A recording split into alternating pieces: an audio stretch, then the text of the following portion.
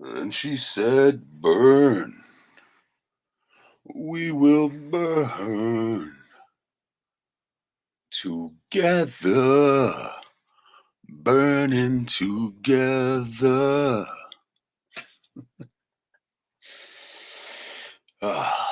Well, our time here draws to a close. Censorship closing in. This can be a little different this time. Did this in the middle of the night. I don't expect anybody to tune in, which is fine because I'm not really going to be looking at any comments. Just going to be telling you a little story. Maybe a couple of them tied together. Like the description says, it's about a little boy who carried the weight of the world on his back. But I'm doing the stream because had a conversation just a couple days ago. Probably the most intellectually stimulating conversation that I've ever had. And it was with someone we know. Farm girl. Goes by the moniker of Grace 4 now. Our friend Jess. Yeah. And she texted me and she wanted to talk. She said she's really going through some shit. As she told us that she had a family member commit suicide. And I was eating at the time, so I said, give me a minute. But I knew that I should talk to her because rarely do people, reach out like that. But when they do, they need to talk. And so I realized that I had better listen up. So I did call her back, and it was difficult to begin with because she was just weeping. And so I just listened. And her greatest fear was that her family member was burning in hell. And I assured her, don't worry, it doesn't exist. But she said that, she had been taken there before by the Holy Spirit. And I know that people have been too. And I don't doubt that at all. Anything is possible on the astral plane. And you could literally see everything and anything, everything you want and everything you don't in that place. And most people don't really understand it. And how could they? Hell, I don't either. I might have an inkling, but I lived my life the same way as a young Christian. Constant worry of burning in hell forever. Eternal torment. Right? And so I could get it really quickly. I kind of understood what she was talking about. As a matter of fact, I literally wrote a story about it myself. I expected it one day to become a film, but of course it never did. There was far too much truth in it. But getting back to the conversation, like I said, I just let her talk for a while until finally, I had to break in and say, hey, man, regardless of that, there is no such place. And you can let that go. Quit giving it so much of your power. And so that kind of lightened it up a little bit.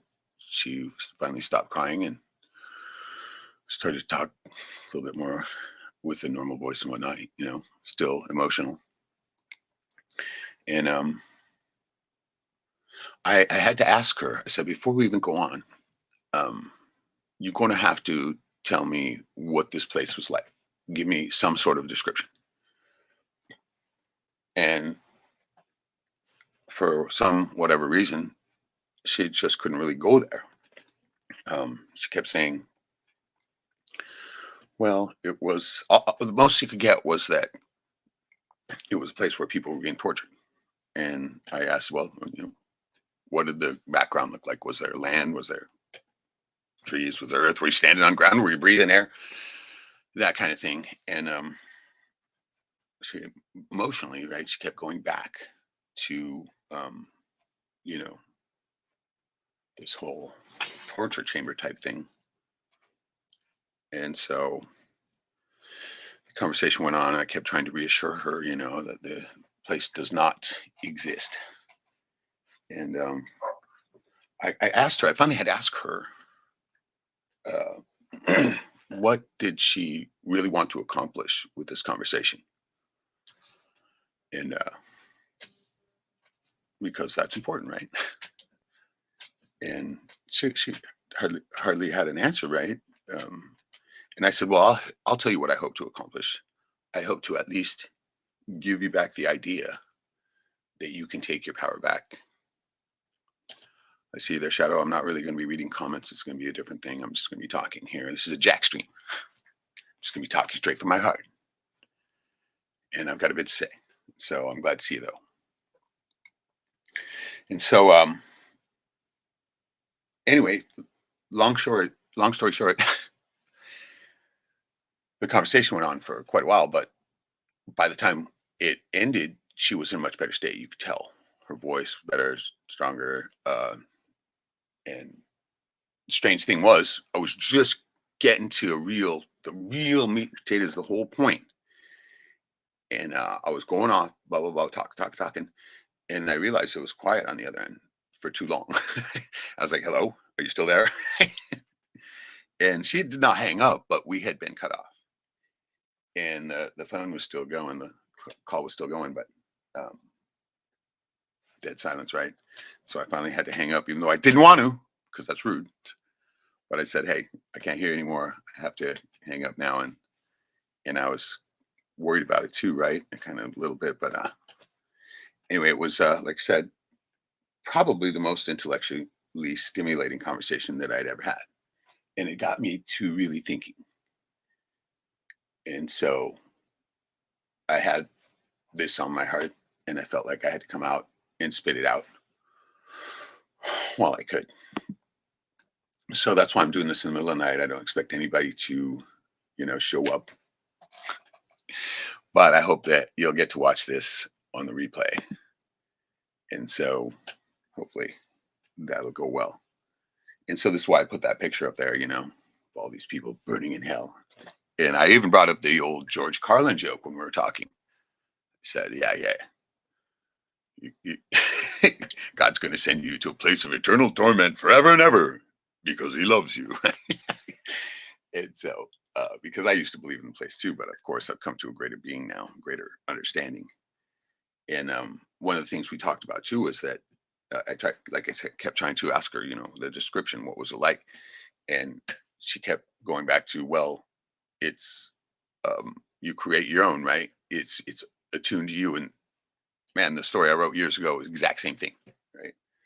The exact most uncomfortable temperature you have is where it's at. The worst smell you could ever get is where it's at. The worst feeling, the worst everything, right? It's attuned to you. Therefore, creating your own hell. And so I told her, hey, just stop. Stop creating your own hell. Just stop. Because if you stop creating it, it will not exist. And I was hoping that was the point that I would get across to her. And I think I did. And so, yay, right on. And so that's the kind of point that I'm trying to get across to everybody. It's a confidence game. It's a fraud. It's their way of making you pay, right? It's like the Santa Claus scheme, right?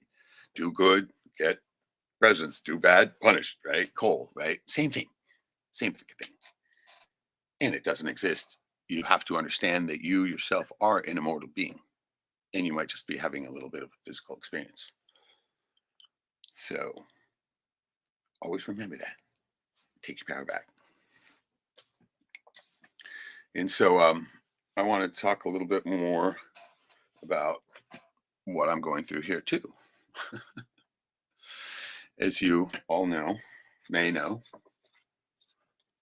my dear mother has recently passed. This is a picture of her when she was young. I know. So pretty, huh?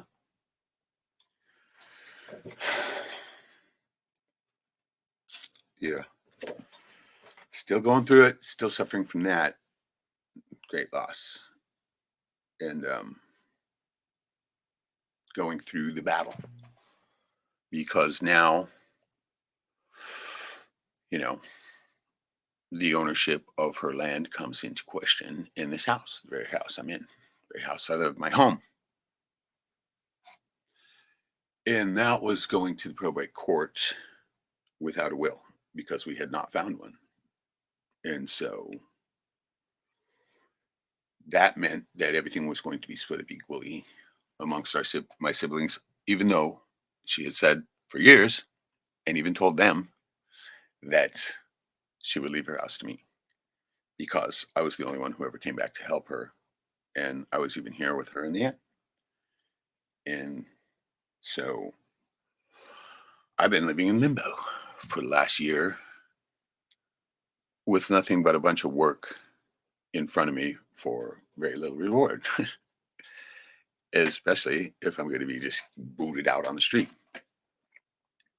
But recently, I found a handwritten will from her dating back to 2000.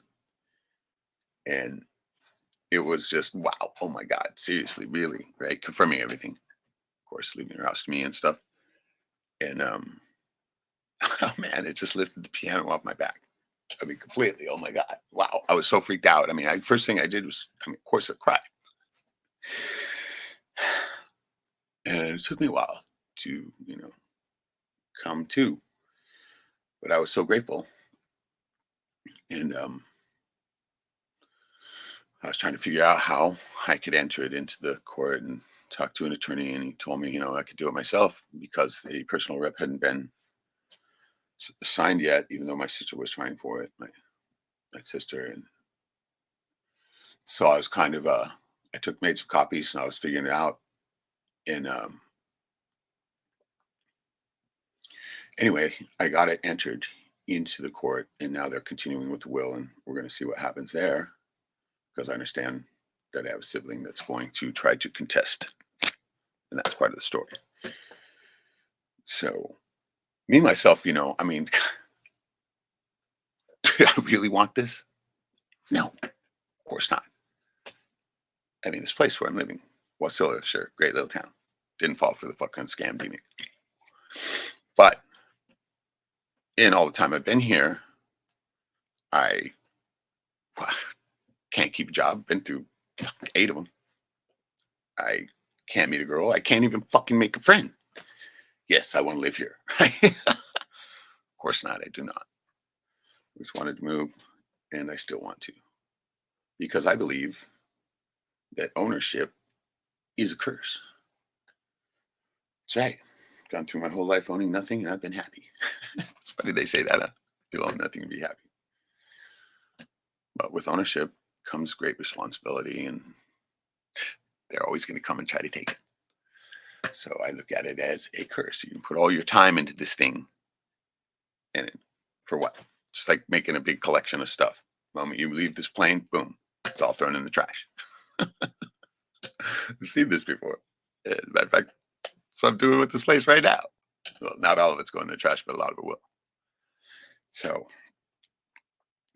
I've always looked at it that way, And so what's the last thing I want to do is to be signed up for the rest of my lifetime worth of work. Yeah, sounds great, doesn't it? But that's the way I've always looked at it. And like I said, I'm just going to be speaking straight from the heart here, even though I'm, still going to fight for it because the only reason why is to honor my mother. Because I have to do that, if anything. And that's what I'm going to do. And, I look at it as a curse. So I always said, don't curse yourself. Don't curse yourself with it. It's just like being like, stop. Don't create your own hell. Just stop. Stop creating it. And it will no longer exist. But I guess we're going to have to go back a little bit further to start the story for real. Showed you a picture of my mother, picture of my father when he was young. Yeah. Cutting a birthday cake. Good looking dude. Oh, yeah. That's where I got all these good looks, right?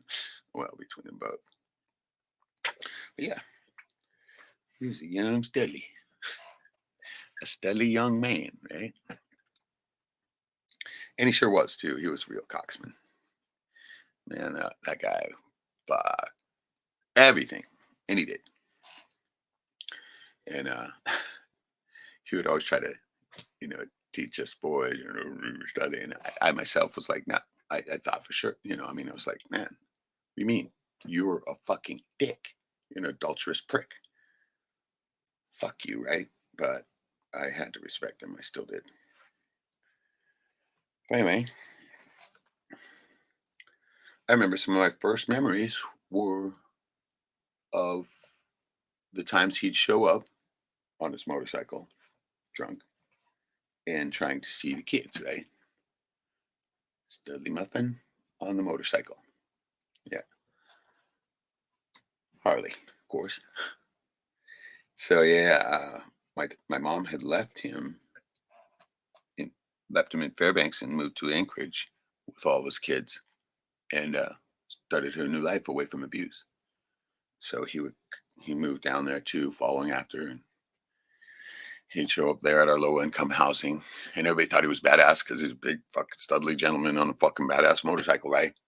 And I didn't really like it because every time I wake up, I just hear this yelling downstairs, right? I want to see my kids. You get out of here, right? So my first memories are of them fighting. A beautiful way to grow up, isn't it? Yeah, for sure. Very beautiful. And very tough for the innocent little child that I was, as you can see here. That's me. Look at before I went bad. Yeah, a cute little kid, huh? Poor little kid. Freaking all I could ever hear is fighting from my parents. So I see you there, Winmore. I'm doing a little bit of different stream. I'm not going to really be responding to comments, telling my story here. So please don't take it bad. Please don't take it to heart. So it's going to continue. And so the first part of my life was, growing up in this low income housing. We had to walk to school. My mom was still drinking then. I was cursed with a weak bladder, and I would wet the bed. My mom would whip me. She would whip me with the Hot Wheel tracks because, I mean, she didn't know what else to do. I mean, I've forgiven her, of course. And she just thought I was lazy and wouldn't get up and would just lay there and piss myself. Of course, that's not what happens when you're bedwetting. It's not what happens. As a matter of fact, I'll let you know right now, it's a fucking curse that you wish you could be freed from. But you can't because it's physical limitation. And so it took me a long time to literally come out of it. Matter of fact, I was like in junior high and shit, right? Finally, there was a lady who helped me. She told me some things I could do to strengthen my bladder and get over it. And I did. And I was so grateful, so fucking grateful for that because I was constantly ridiculed by my own family, by everybody. Matter of fact, in junior high, that was my nickname in school, was Pisser, because everybody knew. Yeah. Ostracized by everybody. The little pisser.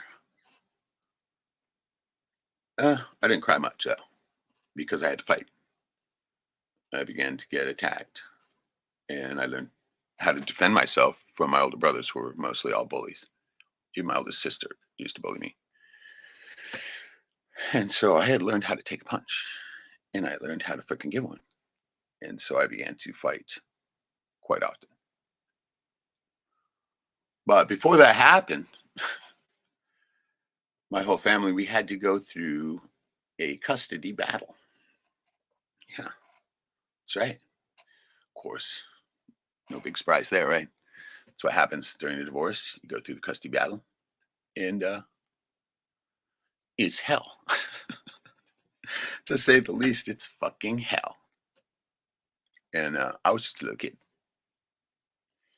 And it started, a few years going on till finally we show up in court, right? And the fateful day where we all drug into court, all of us kids, my mom, my dad, there, everything, right? Two sides of the fence. And so in the final analysis, in the final showdown, so to speak, the judge himself was confused and really didn't know what to do with us, with this little guy here. Yeah, all dressed up in the motorcycle coat my dad wore, right? Poor kid. Anyway, the judge said, well, I really don't know what to do, so I'm going to leave it up to you, kids, to decide which parent you want to live with. Right? What the fuck? That shit never happens. Never. Right? But that's what happened. He gave us all the choice. And my older sister, shit, she was already, you know, high school and shit. Everybody was way older. I was the littlest. I was still a kid.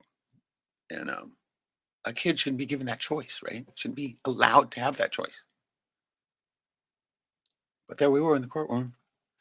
So we started out, from top to bottom. Asked my sister, so who would you like to live with, right? And of course, she immediately said dad, right? Because my dad fucking fawned all over her, man. He spoiled her. Fuck, he ruined her, right? His first little daughter, Bunky, they called her. And immediately, right? Well, I'm going with dad because she knew that he would just fucking give her everything, which he did. So immediately, dominoes began to fall. Went to my sister Gwen.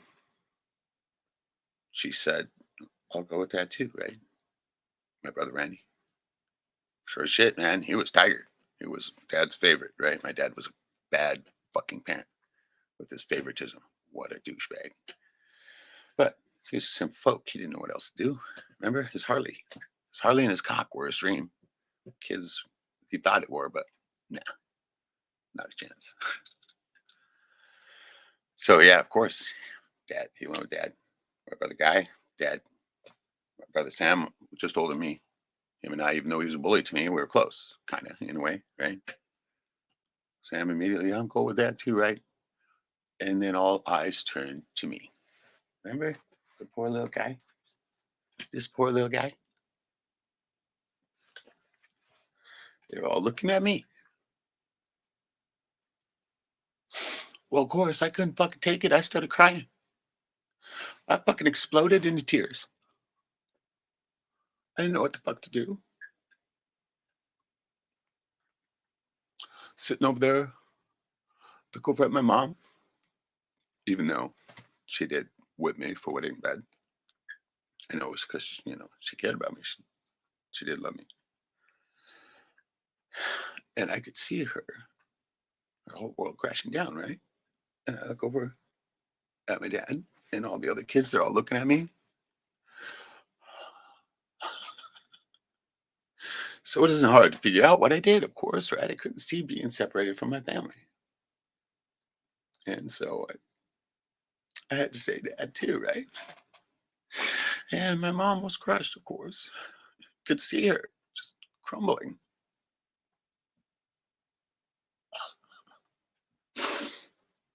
Terrible memory.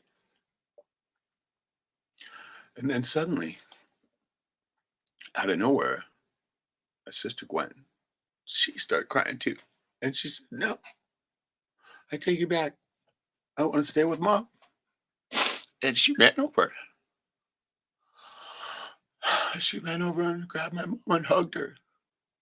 And it kept her from falling down. Oh, God, I remember it so clearly. And I kind of kept thinking, why didn't I do that, right?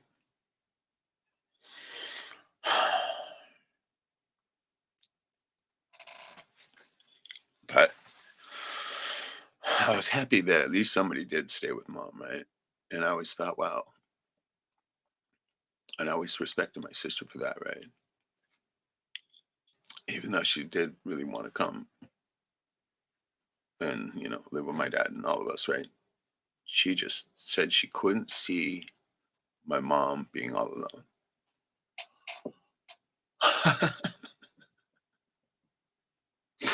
So I've always loved her for that, man. Always. I thought, wow, man, she really loves mom, right? Probably more than anybody. Anyway, after that, custody battle was over. Literally left with my dad. Literally walked out with my dad. And I can't even remember exactly how it went down because everything was kind of a haze after that, man. My whole world fucking completely changed. Dad took us to his house that he had leased or whatever, showed us our new house. It's our own house, right? No longer low income housing, right? We didn't all have our own rooms, but we all had, you know, different areas. A few of us were still bunked up together, but it was a much better situation, much closer to the school, all that stuff, right? And later we went back to gather our shit from the low income housing where we lived with my mom. Started our new lives with Daddy O, right? And it was cool, right? It was good. My dad had more money. We had our own house, a little better life, better food, all that, Literally weren't the fucking bottom of the barrel anymore. And so life went on. And I remember we'd hear from my sister occasionally, went to live with my mom and continue school and all that. And eventually my dad, after he finally moved us out of that fucking haunted mansion that he moved us in, fucking ghost that terrorized me. One day he just comes out of the blue and says, "Hey, we're going to fucking move to Wrangell because I bought a fishing boat and we're all going to be fishermen now." What the fuck? Right? My dad was a contractor. Made a fucking shitload of money. Stupid fucker. If he'd stuck with it, I'd be rich now. No, that genius fucking gave it all up for build a fishing boat and lose everything. Very smart. I see you there, slow boy. I'm doing this Jackstream where I'm speaking from my heart, so I won't be really reading comments much or anything. I'm just getting my story out. Something I have to get out off my chest before censorship fully comes in and we can no longer speak on this medium.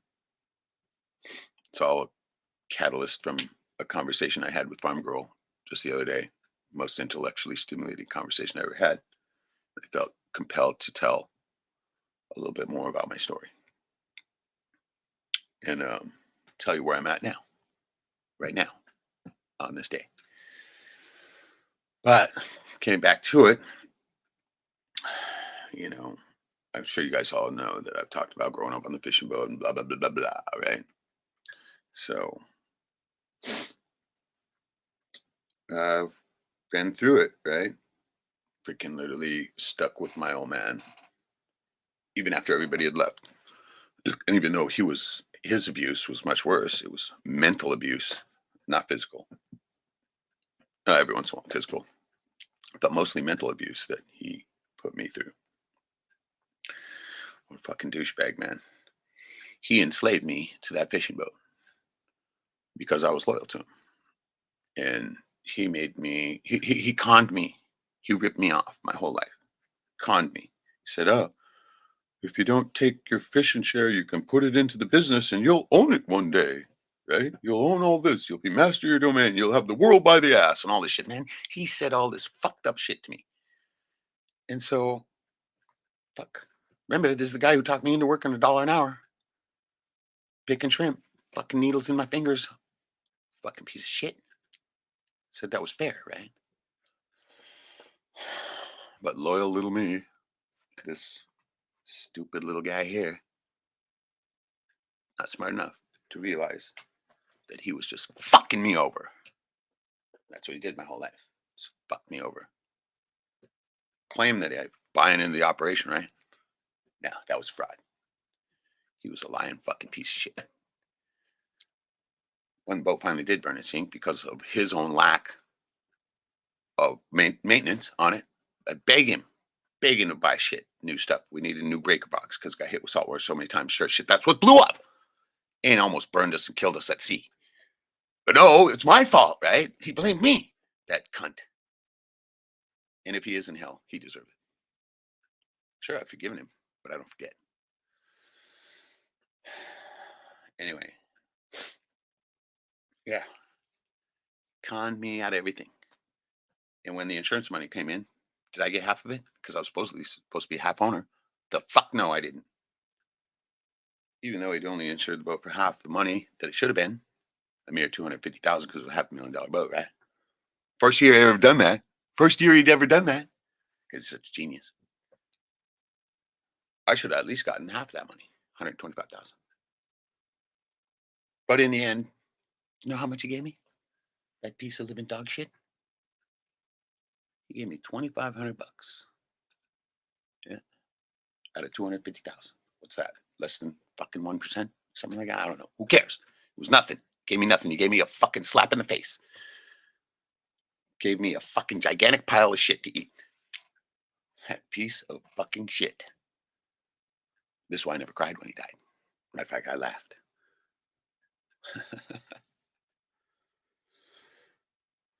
But for me, it was fucking a curse lifted. Matter of fact, when I watched that boat burning in the middle of the ocean, we had to abandon it. It had been stuck in gear, running at 1,000 RPMs, about half throttle. And it was going hard to port. And it was fiberglass, so it was a gigantic fucking inferno, throwing gigantic wads of fucking burning fiberglass. Fucking, right? Fucking just a hell stream. Very subject we're talking about, right? This burning inferno of hell. And as it started to collapse, the mast and everything, I finally decided to let go of the stern because I was holding on to the stern. I was the skipper, right? I was holding on the stern in a survival suit, had the skiff with the crew in it, my brother and two friends of ours. And they were all just waiting to see what decision I made, right? I had this line to the skiff tied to my ankle. And finally I realized, I gotta let this fucking thing go. I gotta get away. Otherwise it's gonna take us. And so I fucking launched back in the water, launched back, and I started swimming with pretty much everything I had. And the crew and were looking at me kind of confused. Like, what the fuck are you doing? I said, it's coming back. And they realized what I said. And they started to fucking, we didn't have any oars or anything, but they started to fucking paddle too, so we could get the fuck out of the way of this gigantic burning fucking inferno cunt that was coming for us. Called my boat. And I remember it distinctly, like it was yesterday, because I was fucking swimming for my life. And that boat was coming back around. It's coming towards us, spitting fucking brimstone. And at that moment in time, I could hear a voice in my head. Yeah, the voice of the boat. And she was saying, we always refer to them as female vernacular, right? She was saying, oh, think you can leave me, huh? And for one sickening moment in time, the fucking boat straightened out and started coming right at us.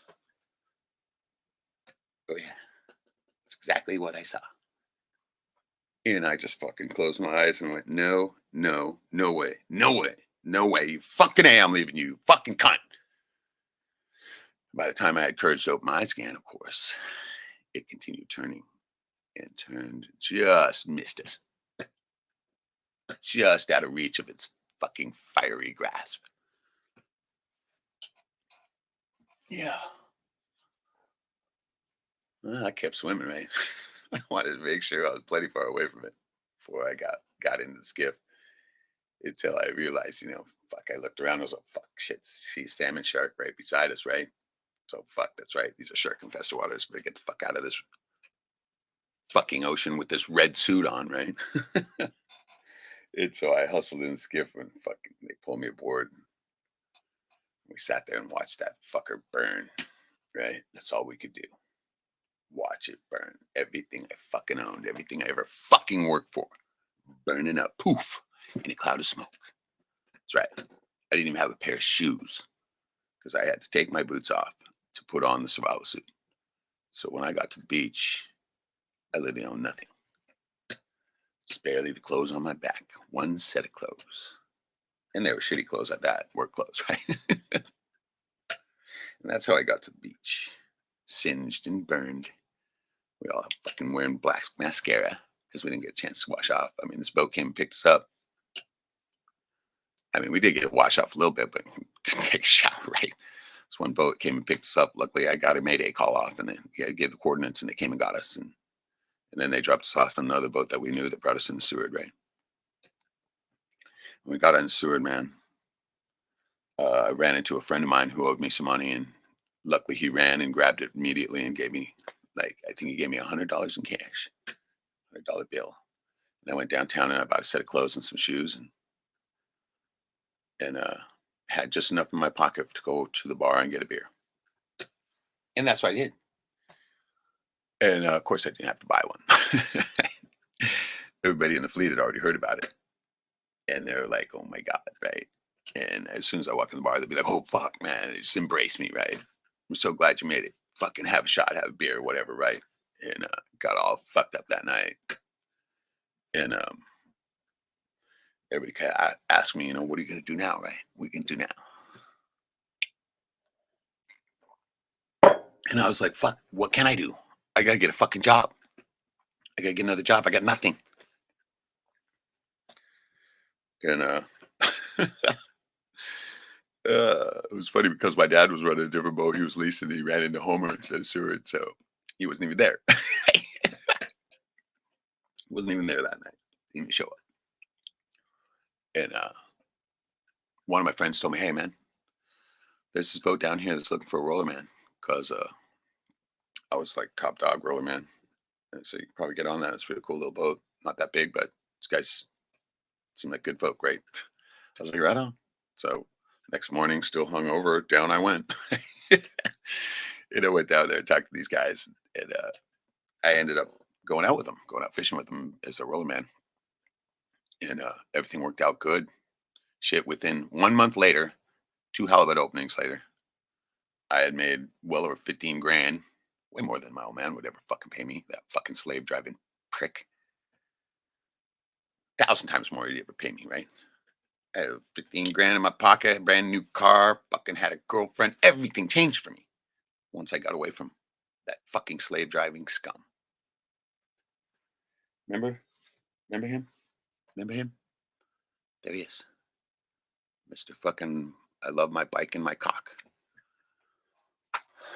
Yeah. Got away from him finally and began to blossom into the person that I became. The person you see now. The person who doesn't take any more shit. And that's that chapter of the story that I'm talking about. But even still, I didn't fucking completely abandon the old man. I still had respect for him. There's some kind of innate fucking bit of respect burned into my soul. Respect for my ancestors. Respect for my parents. Respect for my grandparents. Respect for them all. And so I go back and fish for him sometimes, right? Help him out. Went because he was a prick. He went through a lot of deckhands. A good skipper can keep deckhands forever. A screamer skipper, like the prick dad that I had, go through them all the time because nobody who the fuck's gonna put up with that shit, right? Oh, this dumbass. But I stuck with him right until the end, like an idiot. Not 100% with him, but always going back. He'd call up, "Hey kid, I really need some help," right? Especially when it came down to, "Oh, I'm diagnosed with cancer now. I really need you to come down and take the boat. I gotta go to the hospital and blah." Right? And it's like, fuck, here we go. Still slaving. Freaking watched him die. Watched him take his last breath in his hospital bed that he predicted a long time ago. That's right. Said that he had been, I mean, he had this pipe collection. I've told the story before, right? This pipe collection. I remember when I was a little kid looking at them and what are these, right? And he said, pipes. I'm, what are they for? And you smoke tobacco. Why don't you smoke? Because doc told me that I could live longer if I don't because I've been exposed to asbestos. Asbestosis of the lungs, they call it back then. He said, if I don't smoke, I'll live longer, be around longer. But it'll still eventually get me, right? So he'd already made the prediction and he died right on schedule. And everybody acted all shocked, but I had remembered what he said, right? Why are you all shocked, man? Told us this a long time ago. But anyway, there he was in his deathbed. And I remember you used to say shit like this too. You used to say this rhetoric, right? You're like, well, when I'm on my deathbed, my son will be there and you won't, right? Every time he'd say that, I'd be like, fuck, I'm never going to be there. Fuck, I'll be out fishing or I'll be doing something, right? But no, sure shit, there I was. The irony, right? There was a few of us there. My other brother was there. And anyway, watched him fucking take his last breath. It was fucking bizarre because, I mean, this strong, studly muffin fucking dude here was fine. One day, next day I come back, they had him sedated. He was laying there in the bed like this, right? Looking like those fucking freak show fucking invalids that you see. Fucking jaw hanging out, right? And, oh man, that fucking hurt. Seeing my fucking strong, fucking able-bodied dad laying there like that, right? Fucking very difficult to see. And you could hear the breathing, right? And it sounded like somebody breathing through a snorkel that had a little bit of water in it, right? Ugh, horrifying, horrifying sound. And just the way he looked, right? It was a nightmare situation.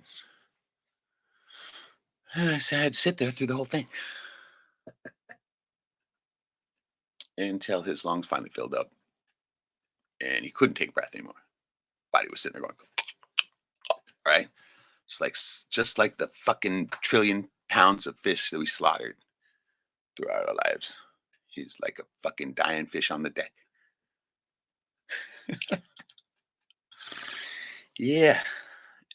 And to tie in the hell thing, I was back when I still believed in it. That's why I was worried about my dad because I knew there's no way he'd ever make the cut. Oh yeah, he's going to hell for sure. Right? No way he's getting into heaven. No way. He was not remorseful. He didn't fucking nothing, right? He was a fucking dick to the end. Cut me out of his will and everything like that. Fucking piece of shit. And right. I'm sitting there going, fuck, I didn't care. I didn't care that he cut me out of his will and fucked me over my whole life. And fucking fuck. I didn't give a fuck about that. I was still worried about his immortal soul. Right? I was sitting there fucking going, oh, because at that moment in time, I felt like that I would die with him, if only just to hold his hand to the other side, because I knew he was afraid to die, and I'm not. Never have been, never will be. Can't wait. Look forward to that day. Can't wait to shrug this mortal coil and fucking become infinitely more powerful as my immortal being and get rid of this fucking carcass. Can't wait. Right? And so I walked over and I placed my fucking head, my forehead on his. As everybody else is howling and crying and shit, right? They perfectly calm. And I placed my forehead on his. I don't know even why. But I whispered into his ear. And I used the fishing vernacular, of course. I said, all right, you take the wheel now, right? The wheel watch, right? We always take wheel watch. Your wheel watch now. I'll be right behind you. Right? Don't worry, right behind you. That's what I whispered into his ear. That's what I whispered into that brick's ear. uh, and I remember slowly seeing a vision of myself and him in the whole room. And I realized fuck first out of body experience, right? And it took me a while to kind of get what was going on. because it was like in the movies, right? It's what they call an above overhead shot, spiral up and out, right? Because that's what was happening, slow spiral up and out. And it finally dawned on me that we were going up. We were going to heaven. He made the cut. We were going. He made it. And I was immediately joyous. And the next thing I remember was hearing myself laugh, hearing some wild hysterical laughter and realizing it's myself. And the moment I realized it was me laughing, I mean, back in my body, I snapped my fucking mouth shut real quick because I realized that the other people in the room might not find that too respectful.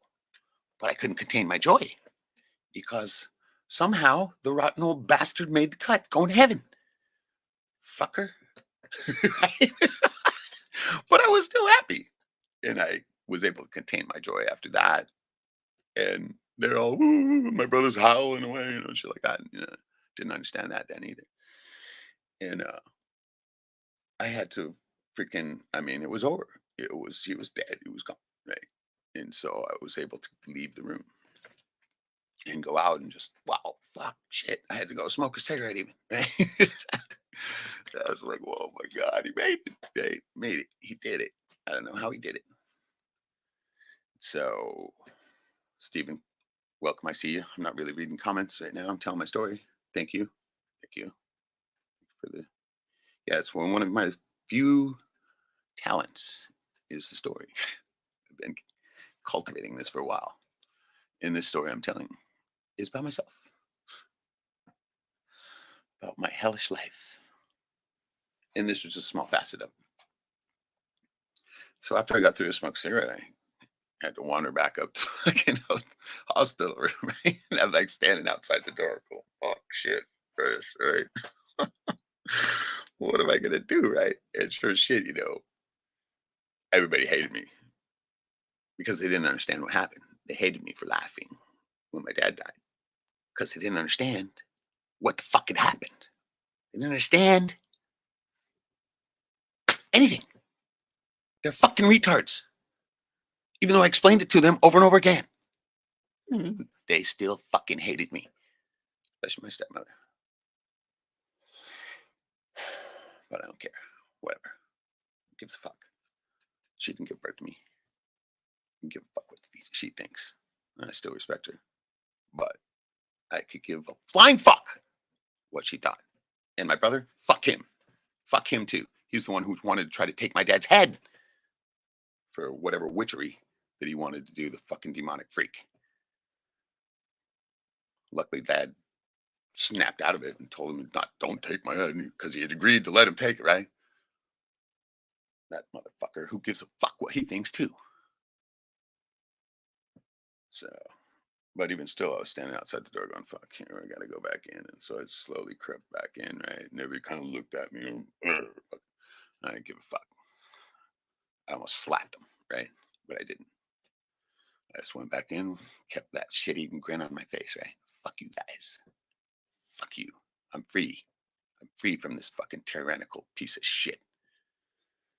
And I walked right over and I looked at him laying there, fucking all died in pain and agony and fear. Poor bastard. So I'm telling you, don't do it. No matter how you die, don't die that way. Be happy, because he sure shit wasn't. And I walked right over to him and I pressed my finger right on his forehead, and he was cold. I just wanted to confirm it to myself. Yes, he's fucking gone. I'm free.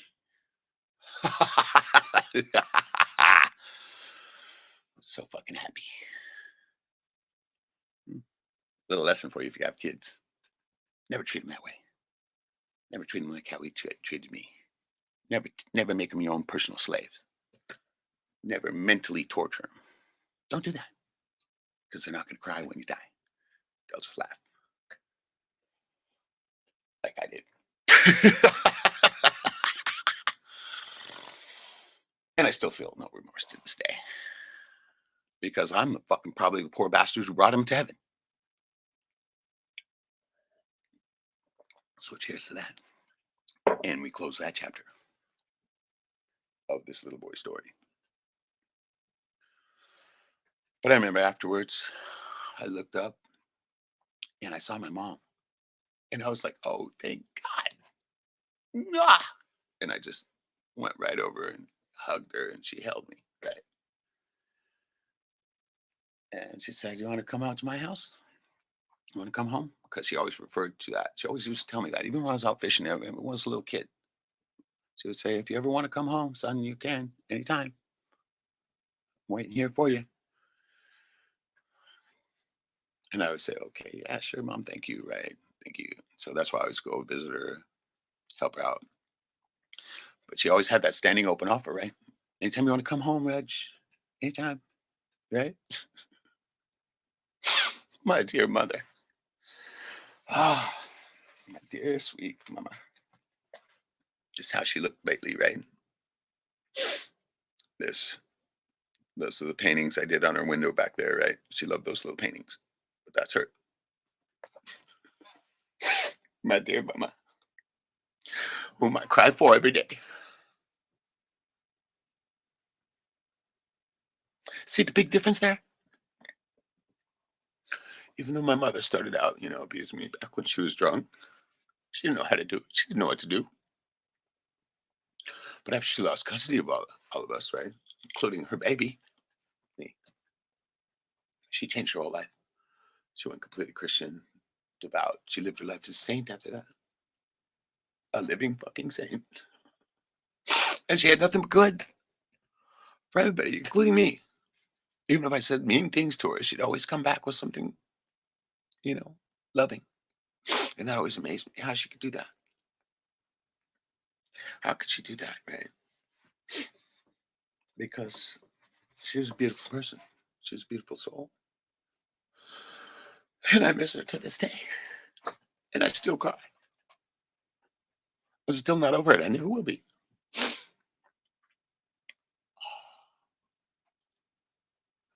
Um,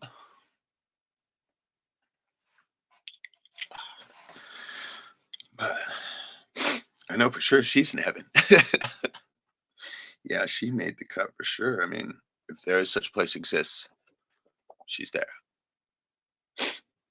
because she was an incredibly beautiful soul, far more beautiful than I am. I could never achieve one thing that she did. I can never be that pure. I could never listen to God's voice like she did. She used to tell me stories like how God would talk to her. Right? I used to kind of, I mean, what, come on, kind of doubt a little bit, right? But I learned to respect that because I know she was hearing God. She'd tell me a story. She'd say, something like, I was in the airport and I was going through the airport, and all of a sudden God says, "Stop!" And she go, "Who?" Right? She gets the spirit out of her face. "Who?" And he'd say, "Turn to the right." Turn to the right. And he'd say, "Okay, see that person over there that's looks like they're ready to break down? Walk right over there and minister to them right now." And she'd immediately go over and infallibly, unwaveringly, and go over and do exactly what he said, minister to them. And as it always turned out, it'd be exactly what that person needed. And they'd always be amazed, right? Even one time she's like, go over and give that guy $20. He's freaking out. He needs it. Oh, okay. Go over. God says you need this. What? And they say, oh my God, I can't believe it. I was just wondering what I know, right? And she'd say, okay, have you ever been saved? Right? And she would minister to them and win that soul over right there on the spot. Wow. Oh, could I ever do that with one person? Much less the countless people that she did in her life, right? A living saint. Oh, mama. My beautiful, beautiful mama.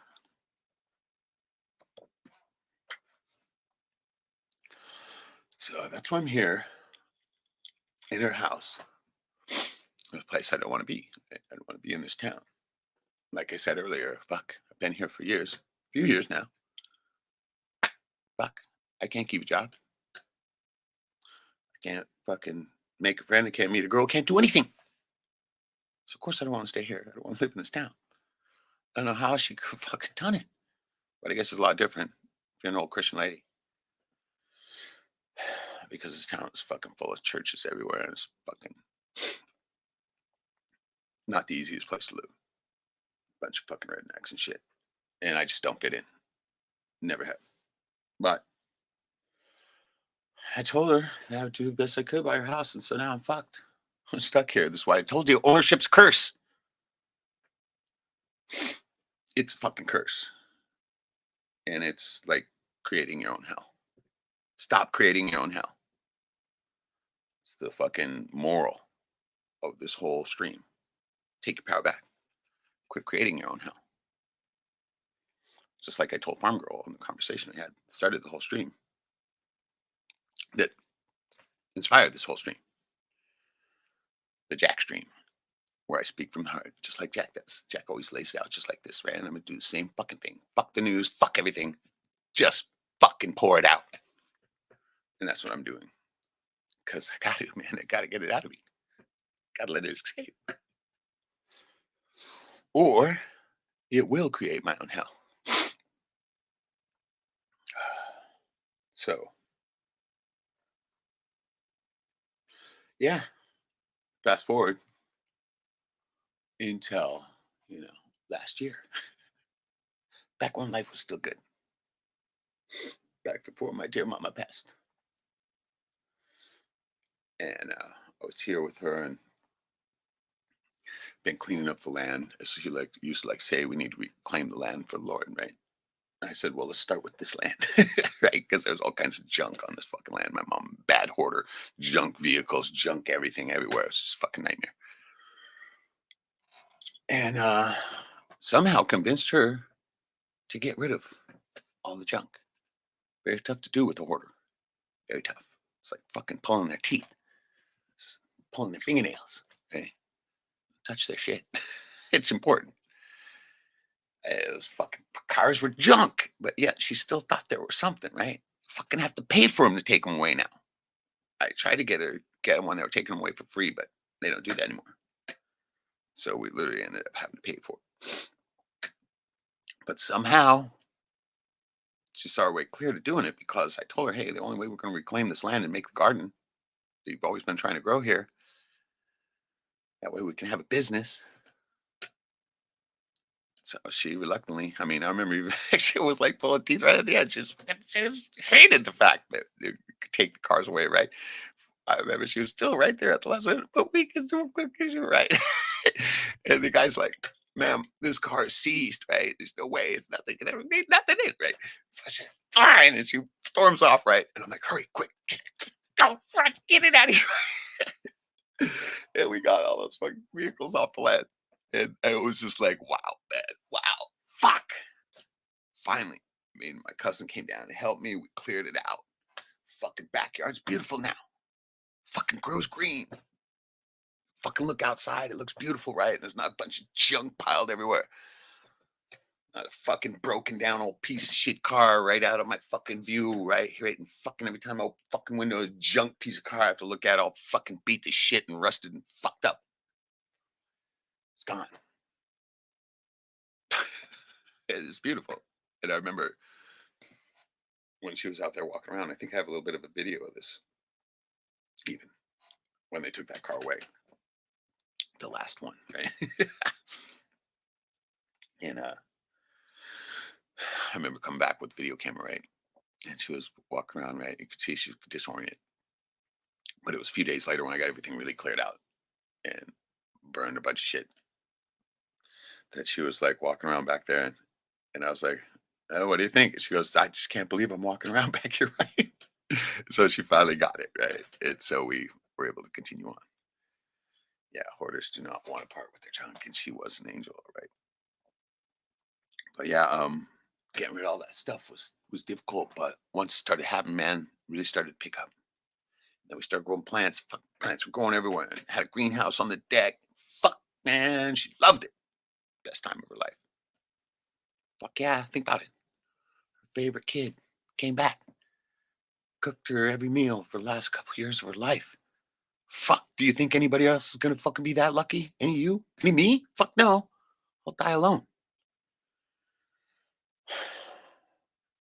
Yeah, she was pretty successful. Pretty successful. She had the greatest time of her life in the last few years. Yeah, and I was happy that I was able to do that. I mean, I never would have been able to forgive myself had I been gone when she passed from this earth on Easter Sunday. Some of you may know. Worst day of my life. Worst day of my life. Finding my dear sweet mama. She was cold on the floor. Fucking cold.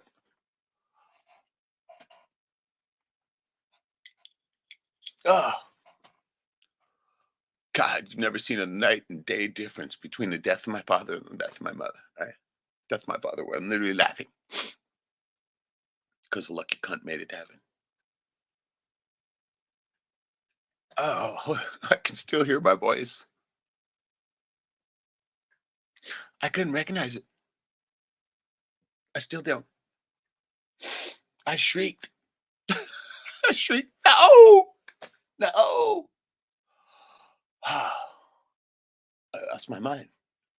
I freaked out. I remember running away. I ran away from my body. I ran down the stairs. I came down here. That's where I live. And I fucking fell on the floor and curled up into the ball. I didn't know what the fuck to do. Fuck.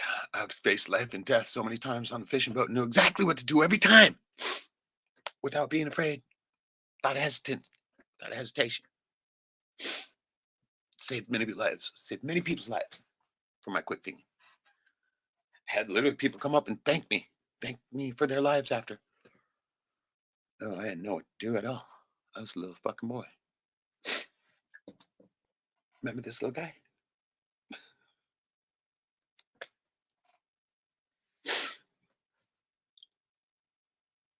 Didn't know what to do.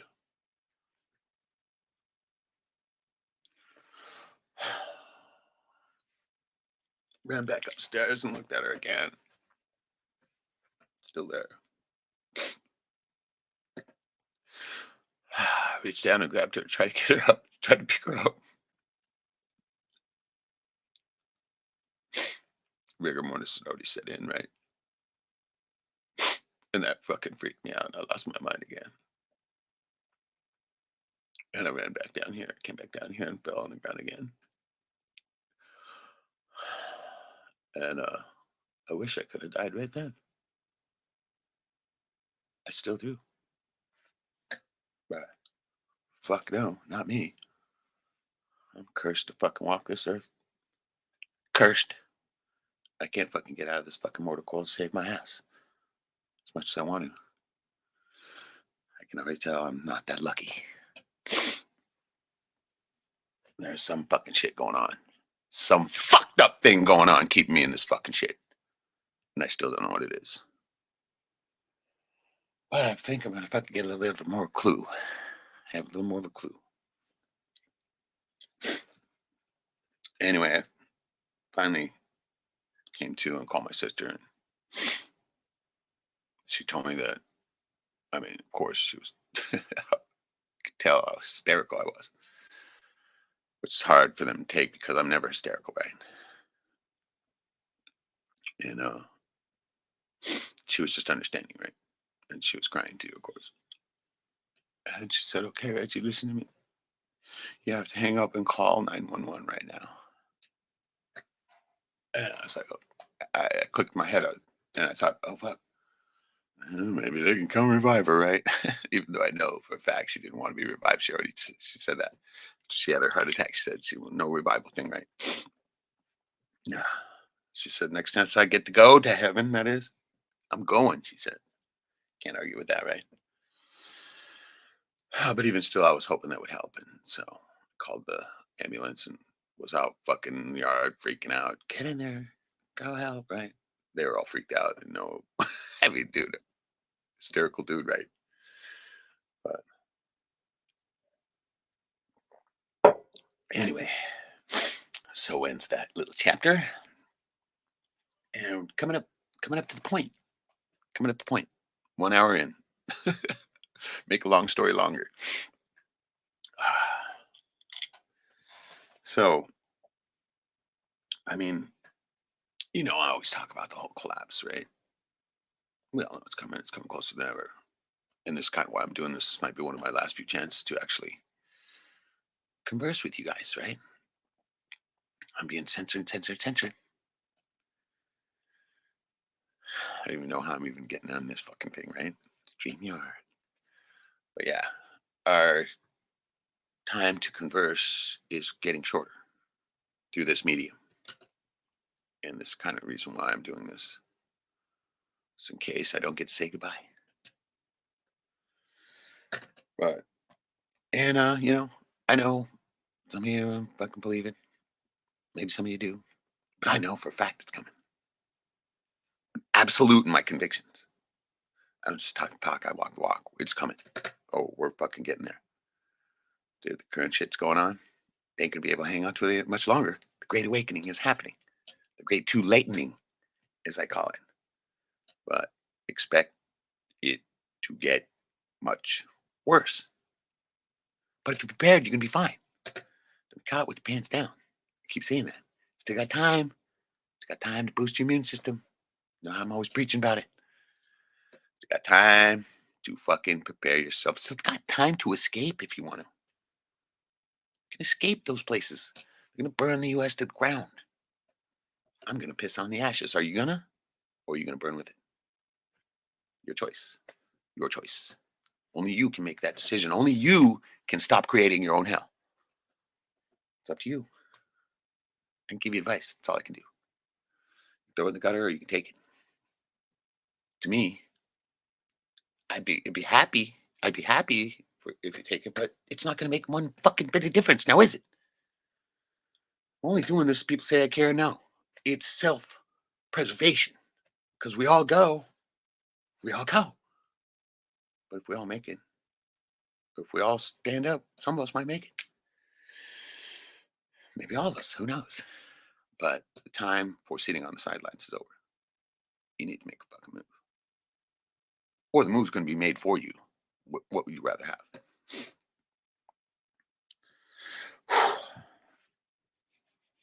Ugh. But, like I said, it's up to you to make up a choice. You got to figure out what you're going to do. But the time for that is now. You need to fucking do it now. As much as I hate to tell people what you need to do, you say, my sister, my older sister, the one long dead, she'll start every sentence, well, I think you should, right? Don't ever do that. Don't ever tell anybody what you think they should do. At least say, I feel like maybe it might be beneficial towards you, something like that, right? Just, I think you should, blah, blah, blah, right? My older sister in the grave. Well, that's part of the story. We got to get to that. We're almost there. But you got to remember yourself.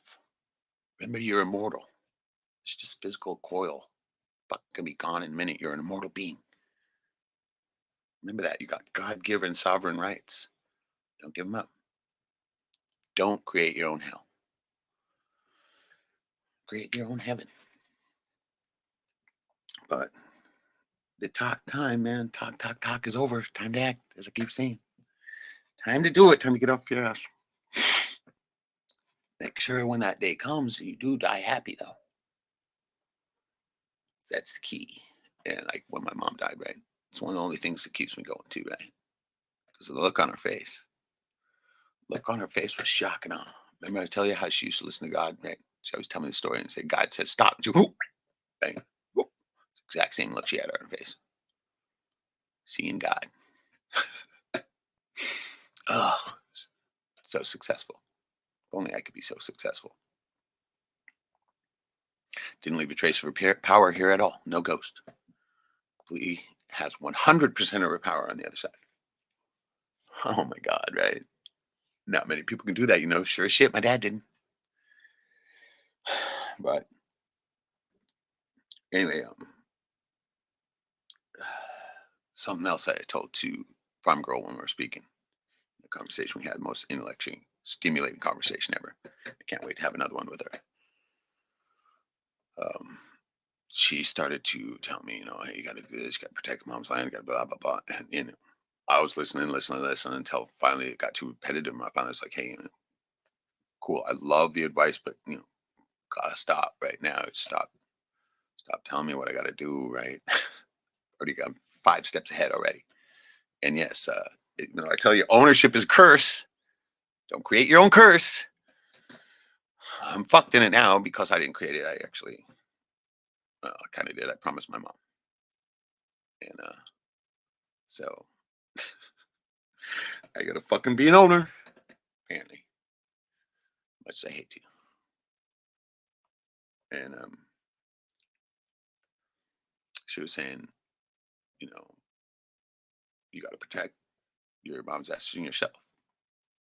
Even though I could give a fuck about myself, of course I respect my mom, and yes, I will honor what I told her to. Even though I know that I just found out that one of my siblings is planning to contest my mom's will. Mm. Yeah, that brings us to the present,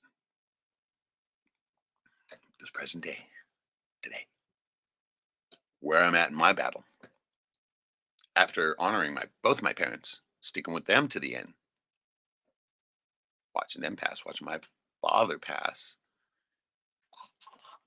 in his deathbed, like a fish out of water. Horrifying scene. And then not crying when he died.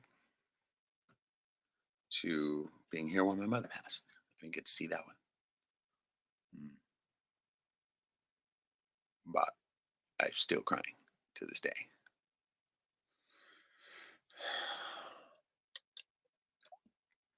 So finding that will she left me was a mixed range of emotions, right? Fucking awesome, mom, you did it. Thank you. You're right. You proved it. Told me all along you were going to do it, and sure shit you did. But also comes the curse of ownership. Fuck, right? And this brings out the worst in everyone. The greed. The greed, which I don't have. I'm not greedy. Never have been. Fuck, I don't want anything.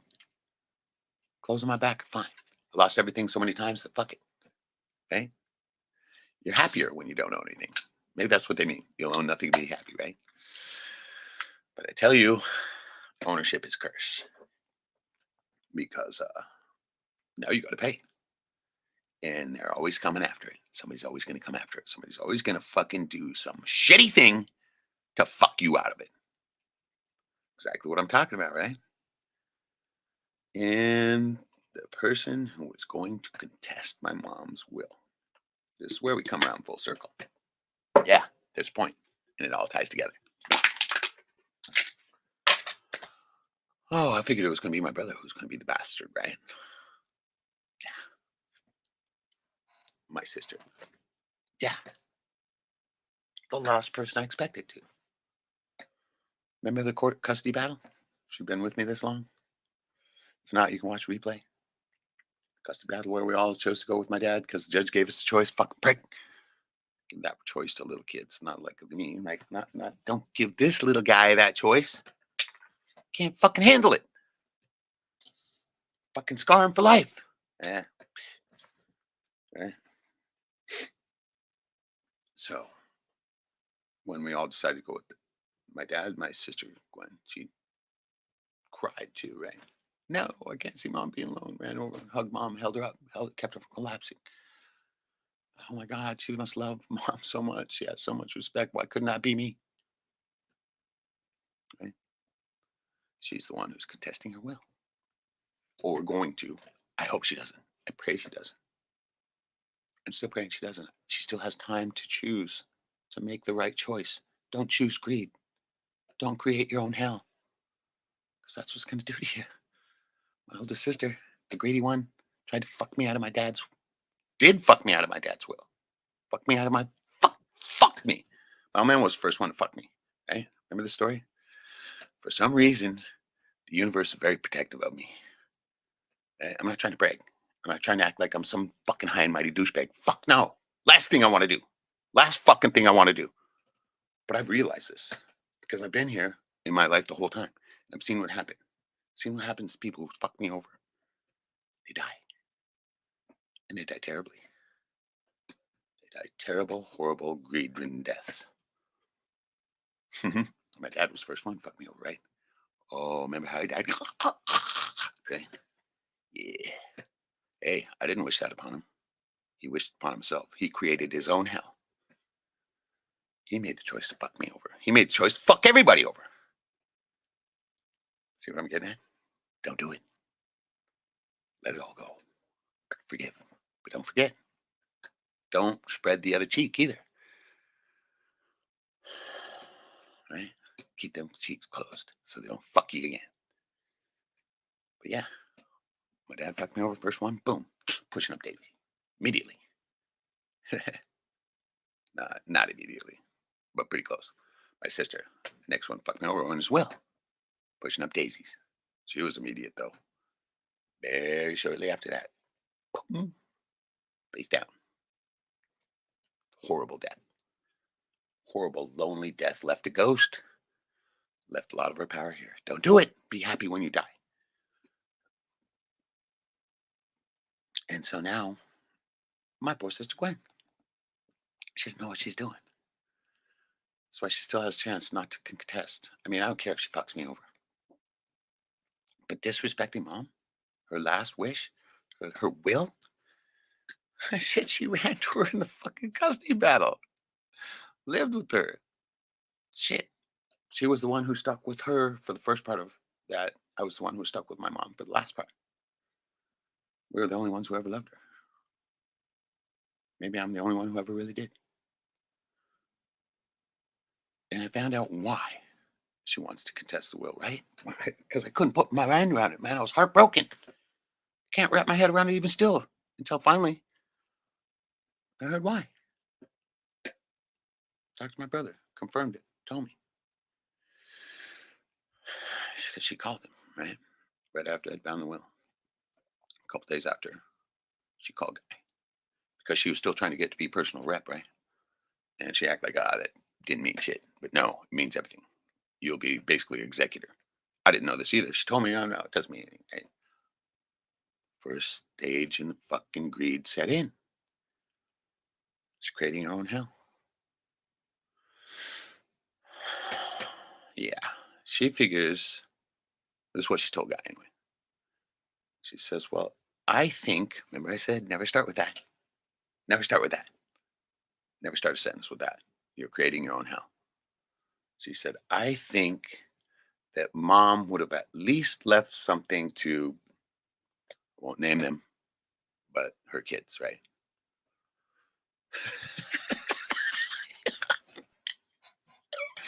In other words, she would want to disinherit me, screw me out of my inheritance, my rightful inheritance, fucking kick me out on the street so she can fucking shove some more money up her own kids' asses because those kids can't take care of themselves. She didn't raise them correctly. Keep fucking provide everything for them, you're never gonna be able to make it. Especially her daughter. Still trying to fucking living in Vegas, like 40, right? Her fucking chance is long over. And she can't fucking make it on her own. Still can't. Can't pay for her own way. Fucking loses a new dog every year. Fucking going to fucking football games and shit. How the fuck do you do that when you can't afford to pay rent? Oh, because you got a fucking dumbass parent who's paying for it. But that's what she, that was what she told Guy. Right? And Guy said she lost me right then. As soon as she said, fucking, my kid, well, why just her kids? Why not all the grandkids? No. See, the greed had set in. The curse had set in. She is creating her own hell. But she still has a chance not to do it. That's what I'm praying for. I can't influence in any way, shape, or form. Yeah. Why would I?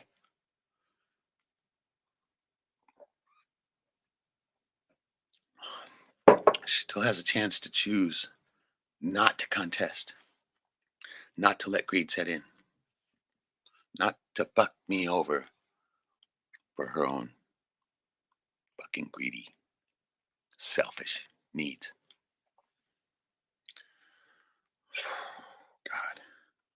God. You see what I'm going through? See the hell I'm in? I didn't create it, and I'm not creating it. I will fully accept anything that happens. I've already made my peace with it. If I get fucked over, whatever. Think it's gonna be any kind of surprise to me? Haven't been fucked over my whole life. Hmm? Nah, it's gonna be another one on the list. Psh, cares? I don't. But those consequences for them are very real. Oh, yeah. You choose that hell. You create that hell. You will pay, and not for anything I do. Fuck, I'm trying to. I don't want you to do it. I don't want you to do it. Don't. Telling you, begging you, make the right choice. Talking to her, of course, right? And I'm talking to all of you too. In case you have anything like this going on in your life. Who doesn't, right? Fucking everybody's being fucked right now. But don't let it get to you. Don't create your own hell. Let it go. Shit. Go out of this world like you came in, naked and unafraid. If that's how you came in, anyway. And honor your ancestors. Honor your parents. Remember? Remember this douchebag on the motorcycle? The one who fucked me over my whole life, tortured me, robbed me, stole everything from me. Still love him. Yeah. I still respect him, but I don't forget what he did. And then, of course, this angel, my dear mama. Of course, I still love her. And even this one. This is my grandma, my dad's mother, Elsie. Even though she scared me at first, I was always scared of the old ladies. Learned to love her too. That brings me to these two. These two right here. My mother's parents married their whole lives, spent their whole lives together. Look at them. Look at them. I grew up with these two for a long time in my life. Because after I was born, I mean, that was right when my mom and dad were really splitting up and having a lot of trouble, right? My mom would always leave me over there with my grandparents. I grew up with them for a long time. I love them so much.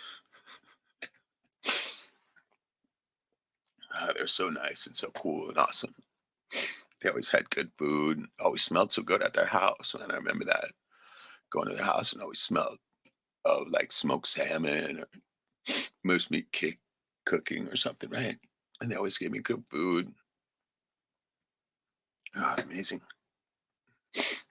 I miss them so much. Right? Honor your ancestors. Yeah. I remember I spent so much time with them. My mom came over to pick me up once, and I was clinging to my grandma's leg. And I said, "No, no, no. This is my mommy," right? And my mom was shocked, and my grandma too, right? And she goes, "See, can't leave him here so much. We love him, but you can't." And that's when she quit her job and started to pay more attention to us kids. Realized that and finally took off. Took us off, brought us down to Anchorage, moved us out there, changed everything. So honor your ancestors. Honor them, love them, strengthen yourself. Still got time. Still got time to make the right choice. Don't create your own hell, like I've been doing, right?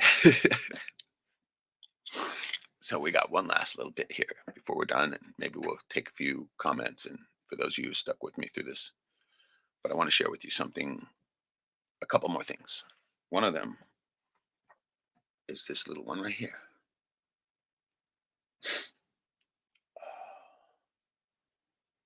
Does she look familiar? If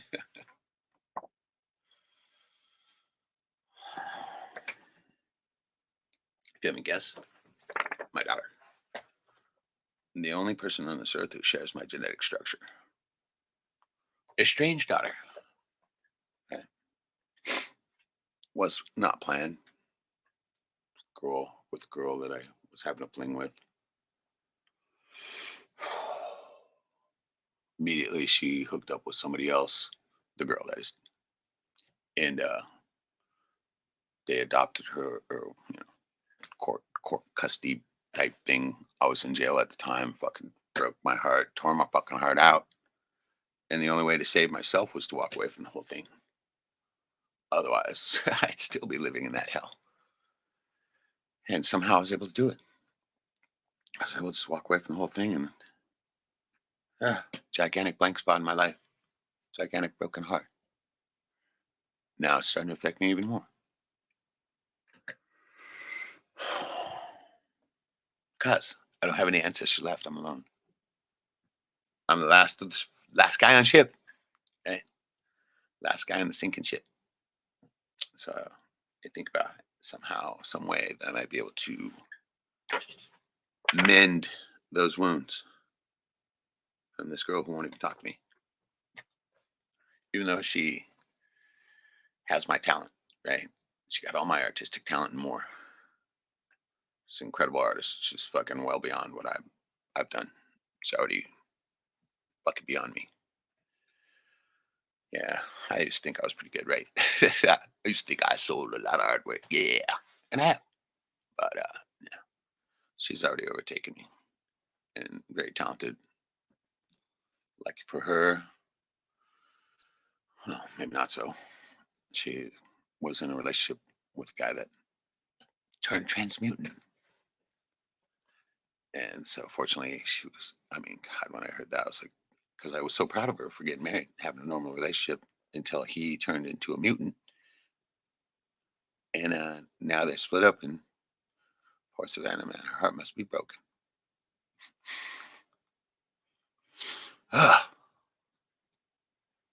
But she's moving to Ketchikan. Got a lot of family down there. She's got family down there from her mother's side.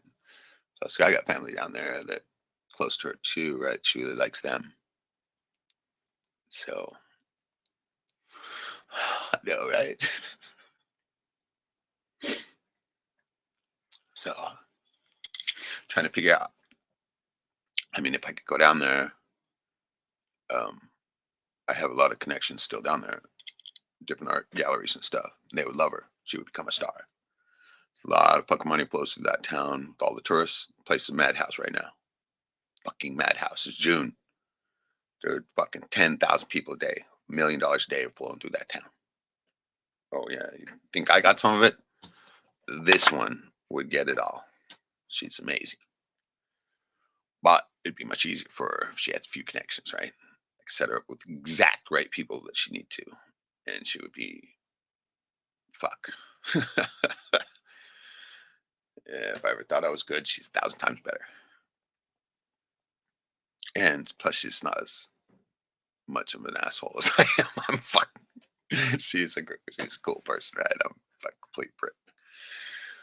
But she's got that smile, right? She's got that smile. She would rule that town. She still will, but she would rule it much sooner if I was able to introduce her to the right people. So I'm trying to get out of the hell I've created, trying to claw my way out of it on this Jackstream. Doing it just like Jack does, straight from the heart. Fuck the news, fuck everything. It's going to tell you everything straight from my fucking heart. Let it flow out. That's what I've been doing for the last hour and a half. And I got one last thing that I got to share with you before I fucking can look at your comments and stuff. Sorry, I've been too busy talking, too busy trying to get this out. I haven't really been able to look. And so, oh, fuck.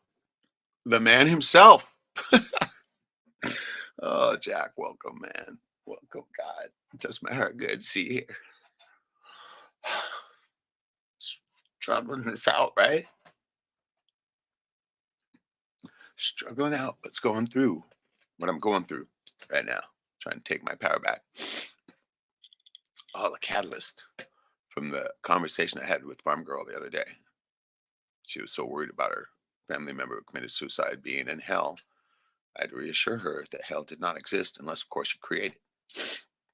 You can create your own hell. So don't do it. Stop. Stop now. As I explained, man, there's been people in my life who have fucked me over. Well, I tossed out of the picture of this fuckhead, my dad. So I have to use this one. This fucker fucked me my whole life, robbed me blind, fucked me over, and is the first one to have been pushing up daisies for fucking me over. Why? Because the universe doesn't like that. Especially for this kid. For some reason, this fucking universe saved my life so many fucking times. I'm confused. Why? Anybody who fucks me over goes in the grave, man. I'm just talking about my family members that fuck me over, not the other people in my life that are pushing up daisies right now. There's been a few more, quite a few more. And this is why I finally realized what the fuck's going on. That's why I hope that my last sister, who's planning on contesting will and fucking me out of my inheritance, doesn't do it. Don't choose that path. Don't create your own hell. Like my other sister Carolyn did. She fucked me out of my inheritance too. She was pushing up daisies shortly thereafter. Died a horrible, terrible fucking death in fear, leaving her ghost. Don't do it. Don't do it. Die happy. Don't fuck anybody over. Don't create your own hell. Go out clean, like you came in. So, laughter and tears for me. And I got to share with you one more thing, man. And this is something I just found. Going through this house, man. It's a blessing and a curse. Finding things that I'd never imagined existed. Like the will. Like the will my dear blessed mother left me. Dear loving mama.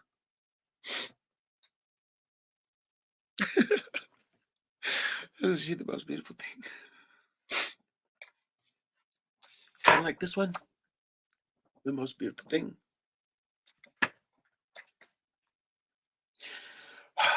Been finding things, man. I found poetry by my mother, man. Poetry. Amazing stuff, man. I can't read it right now, man. It's too hard. Can't read through the tears, right? Found one for me. Ah.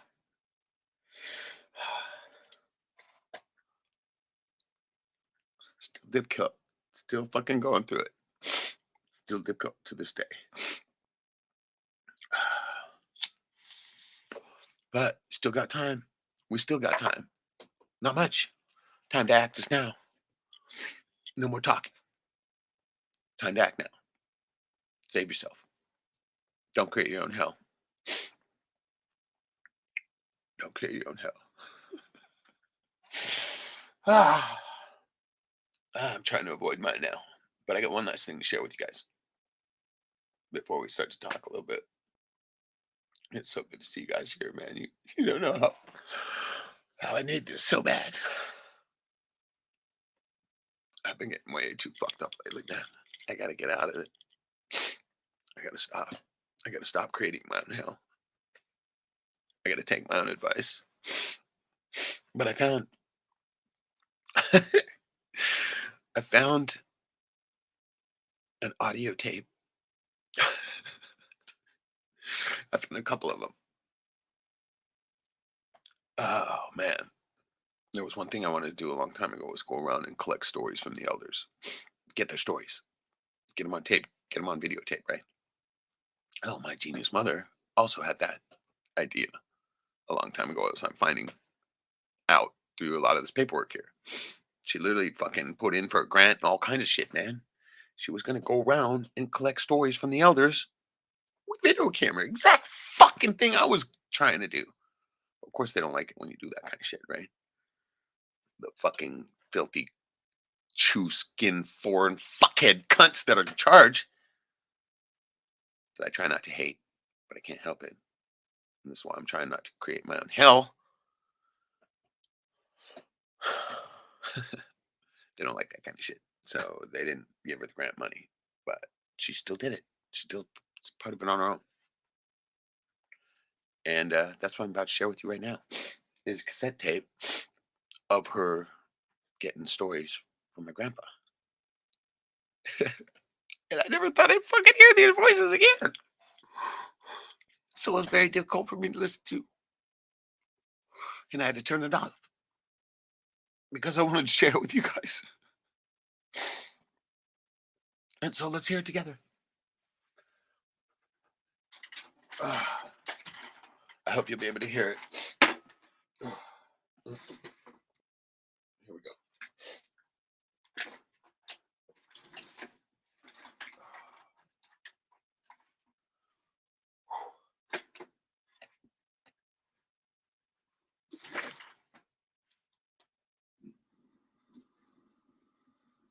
Here we go.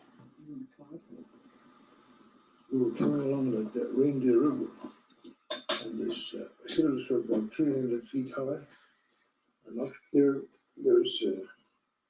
Twitcher Creek. That's my grandpa. And there's no trees in that country. And you come right down here like a funnel, this mountain and this hills. And we come along the trail out here to the windy. And when we come to that Twitcher Creek, it drifted about, say, 12 feet high. Can you guys hear it? And I couldn't see my wheel dogs. And I ran. Price was behind. I never saw them nothing. So I just wandered on and watched them trail. Couldn't see the dogs. My grandpa. The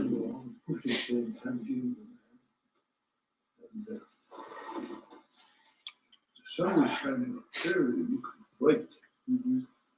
But soon there was the dogs behind, like high dogs. His leader and his son dog, and I was thinking, gee, these dogs must have woke up. Let's pause for a second. He's talking about running his dog team, and he was saying something like, right? This is probably Yupik, right? My grandpa spoke Yupik too. And it probably means like a weather condition because he's talking about not being able to see his lead dog right now. So let's continue.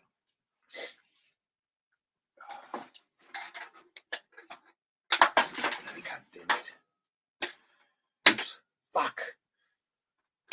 Oh, I can't see. Dobson, there was flies back there. He take off his snuffing bag and tied it around himself, and he was running. Oh. He left the slip back there. Oh, no. There you can hear my mom. I was scared. I told him, what's the matter with Miles? Can I talk? So you can hear her laughing. Brings dogs alongside my dogs. And move my dogs ahead and hook his dogs to my sled. And he lay down on top of the sled. I didn't think too much of it, you know. It wasn't about 3 miles to the reindeer camp. And when I got in there, the boys come out and bring me in the house. I thought, what's wrong with Then the reindeer herder came. He said, where's Pies? I can be lucky down Twitcher Creek. He drift in there. I couldn't see my wheels. And I went. Fuck, can you believe this shit? Can you believe this shit? I found this, man. I didn't know what it was. I had blank tape, right? My mom has all these fucking cassette tapes, shitloads of them, all this religious bullshit, right? And I was looking through them because I remember my brother trying to tell me that he he recorded some tapes or something like that with my old man, right? My dad, my cursed douchey big dad, right? Some where they were singing or something like that. And I thought, fuck, what if that tape's still around here, right? So I started rummaging around, and I found this fucking blessing instead, right? Fucking hour long fucking tape, right? And there's a couple of them. And so I have their fucking voices. I can hear their voices. I can hear their voices anytime I want. Isn't it amazing? But I heard my grandpa mention Pius, and Pius, talking about Pius Savage. He's one of our cousins, right? And he was the one who starred in the movie uh, Spirit of the Wind, right? And he was like, he actually went to Hollywood. He was in White Fang. He was like a Hollywood dude, right? He was our Hollywood actor, right? And he was the guy who inspired me to want to be an actor too, right? I was like, fuck yeah, Pius is doing it, fucking A. I could do it too. And this is why I was aspiring, and but I, myself as a writer and actor as well, a creator as well, not just somebody who reads somebody else's lines. I come up with, and I fuck, dude, how I didn't make it is a testament to they only take satanic cunts, right? I would not suck the balls of Satan, and so fucking living proof, right? Because out of all the pictures that I showed to Dad, and show any of them when I was young, right? But you can sure as shit see it back then, right? It's not this grizzled old face you see here. I was fucking pretty. Uh, Remember this one? Yeah, something like that. My daughter. But picture this little guy all grown up. See how cute I was? Cutest little fucker ever, right? But I was certainly so blessed to hear these voices come out, and this is why I saved it. I wanted to save it, share it with you guys and whoever might watch the stream. And we'll listen to a little bit more of it, and then maybe we'll do a little talking, a little chatting in the comments. I'm gonna run to the bathroom and grab a fresh beer here real quick because it's like 3 a.m. for me, and I'm still going. And I know it's early morning for you guys, but yeah. Listen to these voices. Listen to these voices, man. This is my grandpa. This is my grandpa and my mom. And my grandpa, he was fucking a real man too, right? He was married his whole life, raised a fucking family. He's just like Jack, a real fucking man. Fucking real man. Real men make real fucking people and make real situations and do real things. Not a faker like me. Okay. No, these are real men. This is the voice of a real man. And oh God, I still can't believe I'm hearing it. All right, here we go.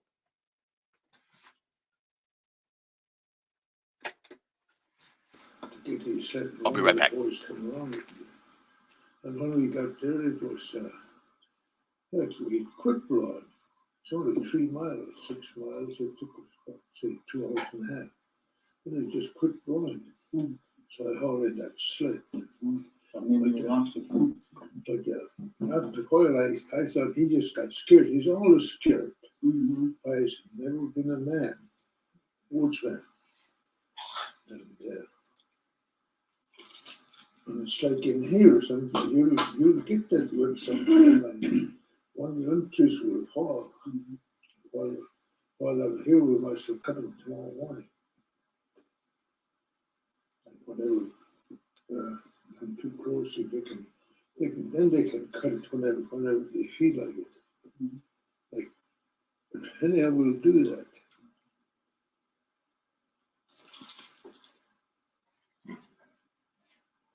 Old man Twitchell is in the home up there. He has a picture on his wall about reindeer herding. Yeah. Reindeer herding. That's where his dad's Beaver Mountains. He said his wife is the one that owned all them reindeers. That's why he married her. Got all them reindeer. Well, there's none now. Yeah. You got a wife, didn't you? I don't know. Both of them laughing. They brought the reindeer over. Both of them laughing. It was terrible. I'm not terrible. They brought the reindeer and they kill him. Sell him. Oh, it sounds like my mom's got a little bit of cough going there. I recognize that. Unmistakable. The two we're listening to, my mom and my grandpa. That's my grandma here, and then my mom. She's the one who made these tapes. There's a couple more too, you guys, that I get to listen to. Right? This might bring a little bit of joy into my miserable life, right? This might help me to stop creating my own hell. It might help me. Might help me to stop creating the hell I didn't create that's coming for me in the form of this fucking legal fucking battle. Especially if my dear, who I thought was my dear sister, chooses that wrong path and decides to contest my mother's will. Fuck, that's disrespect to her. Fuck, who gives a fuck about me? Don't disrespect her. And don't choose that fucking path of greed that leads to your own hell and your own demise. I've seen it happen over and over again. Remember my dad? My dad fucked me over, pushing up daisies. My sister, after fucking fucked me out of his fucking the share of will he gave me, pushing up daisies. Other people in my life done the same thing. Fucking they're pushing up daisies, man. Can always tell. I started to figure it out a long time ago. I can always tell when they have bad intentions for me because they end up dying. It's fucking weird. It's the weirdest shit ever. I'm not even kidding you. I don't know why the universe is so protective of my dumb ass. What have I done? Right? Nothing good. So far. Maybe there's still something to come. But I still don't quite get it. I'm starting to figure it out a little bit. There's some fucking thing coming. The universe has saved my dumbass life so many fucking times. I used to be confused. But when I started seeing people who fucked me over drop like flies, I started going, what the fuck is this about? Right? Weird shit, man. When I first went to go get my fucking book published, there was this fucking lady who I thought she was just an agent, right? And I started to kind of get a little bit of it right when, because I was like, I gave her my whole manuscript, first person I ever gave it to, right? Before I published it myself, a few years ago.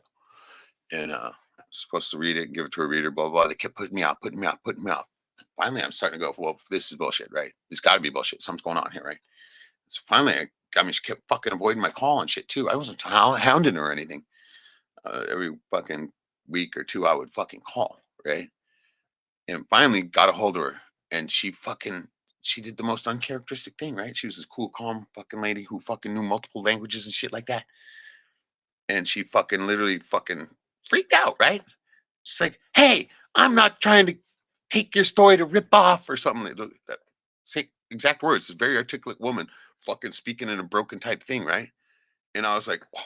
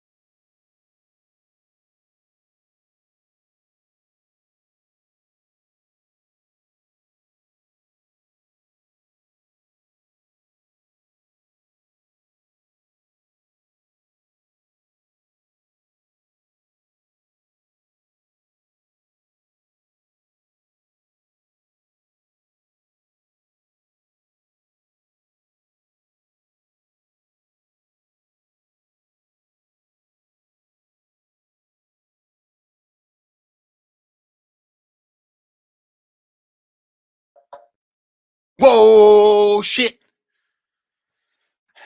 Well, glad to see you guys stuck with me while that rebooted. Jack just texted me back. I texted him, tell him what happened. Yeah, no, that's never happened. Never. Never. I have a fucking solid connection. Literally got cut. Always happens when you're fucking delivering the truth.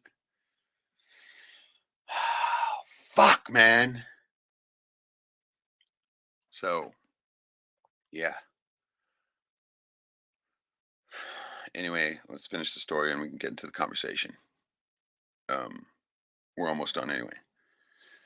But yeah, that poor lady who was gonna fuck me over ended up pushing up Davies real soon. Right before that happened, she actually went through even a worse hell.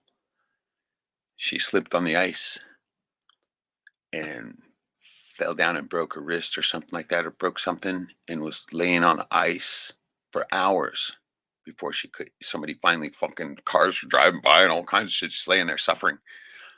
Right? She told me the whole story before she died. Right? And all the whole time I just listened. I was just like, wow, oh my God, right? And I just kept my mouth shut, right? I, okay. Didn't imply that she was gonna fuck me over or anything, but apparently maybe something like that was going on. Because she had to pay, she created her own hell. Through greed or whatever it was. Right? Poor thing, right? Said she lay there for hours before somebody finally noticed her and finally called an ambulance and they came and fucking scraped her off the ice. Fucking nearly frozen. She barely made it. Never recovered her health. Died shortly thereafter. Fucked up story, huh? Don't create your own hell. Don't do it. Let it all go. And just heard one lately too, right? And this was by a guy who just barely fucked me over. My old boss, right? We used to get along really well. Everything was cool in the gang. Till finally he went with fucking rest of the fuckers, right? And did he didn't hire me back the next season and shit like that. And just actually was complete prick me. That was very uncharacteristic of him. It was right after he divorced my cousin and shit, right? And so yeah. Well, he didn't pay with his life yet, but I just found out. And this, I always tried to help him with his health, right? You know how I always do, right? Boost your health. Always tried to get him fucking drink water and shit. I'm drinking this coffee, smoking a cigarette. Yeah, he was diagnosed. Of course, Nazi sorcery. Diagnosed him with cancer. And guess what kind? Right? Not lung, but esophageal cancer, right? He didn't pay with his life, but he paid $2 fucking million. $2 million. Well, luckily he made enough that, right? He was big shot. I think he was the fucking smartest motherfucker because he's got the most money, right? Let that greed go. Let it go. It's your hell. 2 million. 2 million he paid. Went to the Mayo Clinic and everything. They fucking removed his esophagus, right? You fucking motherfuckers came in and shot this shit out. Had to use part of his stomach to fucking rebuild the whole thing with, right? Nazi sorcerer it up. He's still alive, but $2 million later and fucking part of his fucking body, part of his fucking vital organs, reshaped, slashed up, rebuilt. We can make him better. We can make him stronger. I guess he can still talk. He doesn't have anyway, right? But that can't feel good, right? Sliced up for 2 million. Saved him. Fuck, are you kidding me?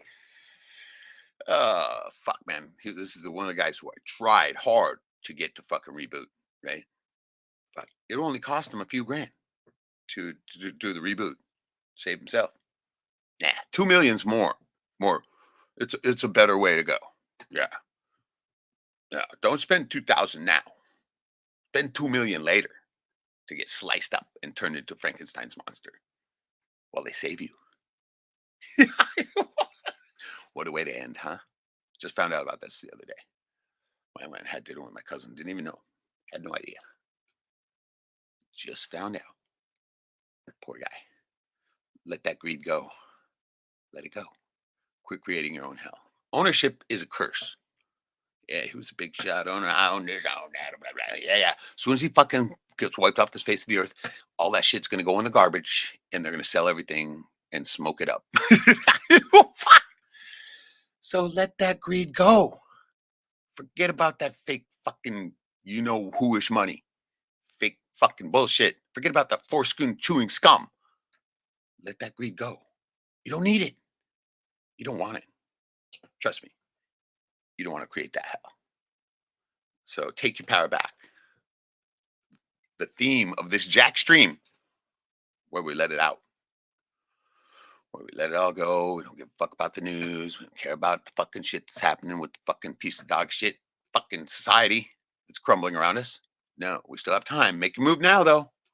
Make your move now to let that shit go. Don't think about it anymore. Just let it go. Let it go. Don't create that hell for yourself. Choose life. Choose immortality. Because that's what you truly are. You're an immortal being having a fucking phony physical experience of bullshit. And these stupid molecules that are under fucking lock and chain, monetary slavery. We're all fucking slaves. Break those chains. That's all I can say. It's up to you now. Make that choice. It's completely up to you. 100% up to you. Nobody can fucking make your mind up for you. Nobody can make your fucking feet move and get down that path, the right path. Walk away from that path of greed. Cut that fucking path to hell off. Choose anything other than that. That's all I got to say. And I got to say this because our time is growing short. You know that. Censorship's all over. Think we're going to get to do this forever? Of course, we knew we weren't. Fuck, we're lucky we got to keep it this long. May never get to talk to you again.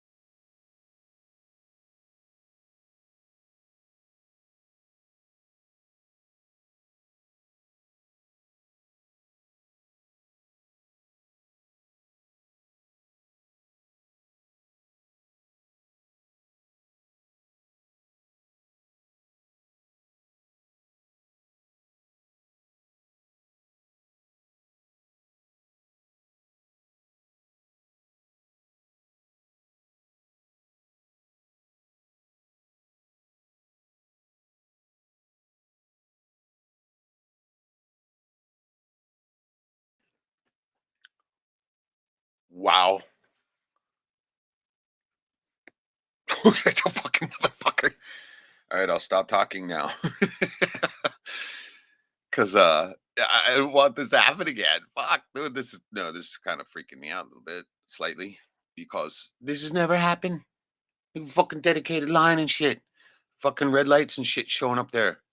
You never seen before. Fucking they're still blinking away over there. You know what the fuck's going on? Never seen this. But okay, I'm done. The little boy story is over. Well, not quite yet. I'm still alive, but we'll stop talking about his dumbass and we'll get into the chat and let me see what's up. Let's see, we got Winmore, Jack, Stephen Crumley, Eternal Extrapolation, no the fuck way. How you doing, brother? Yeah. It took a minute for it to fucking come back on. Slow boy, everybody. We'll just let it go and we'll fucking go right in the chat and talk to whoever throwing out the invite. Anybody wants to come on board to what could be our last time. Never know. Looking pretty fucking fishy, isn't it? And so thank you for sticking with me through my long-winded thing and my story about the beautiful angel, my mother, my fucking kick-ass grandfather, grandparents, the ones who raised me for a while when I was a kid. Welcome, Joey. This fucking prick, dude. First one to fuck me over and push up daisies. Don't do it. Don't let greed fucking get you. This little guy grew up a little more. Thinks he's tough in his dad's motorcycle jacket. Yeah, still here. This other ancestor of mine, my grandmother, never knew my grandpa on my dad's side because he died when my dad was 19. Why? Take 3 guesses. He chose his own hell. Greedy fucking prick. Right? And then this little angel here, who inherited all of my talent, even though I never got to be part of her life. Welcome, brother. What up, brother? I was just I was getting ready to drive to work. I'll stay on as long as I can. We'll even drive down the road here in a second. Yeah, right on. It's good to see you, brother, man. It's good to see your smiling face, man. Well, hey, I had to come on Jackstream for God's sake. I didn't even. Well, yeah. I mean, that seals the deal, man.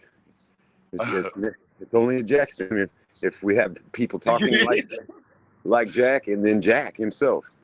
Yeah, I had to fucking pour it out, like you fucking said. Jackstream's a purge, and boy, I needed it.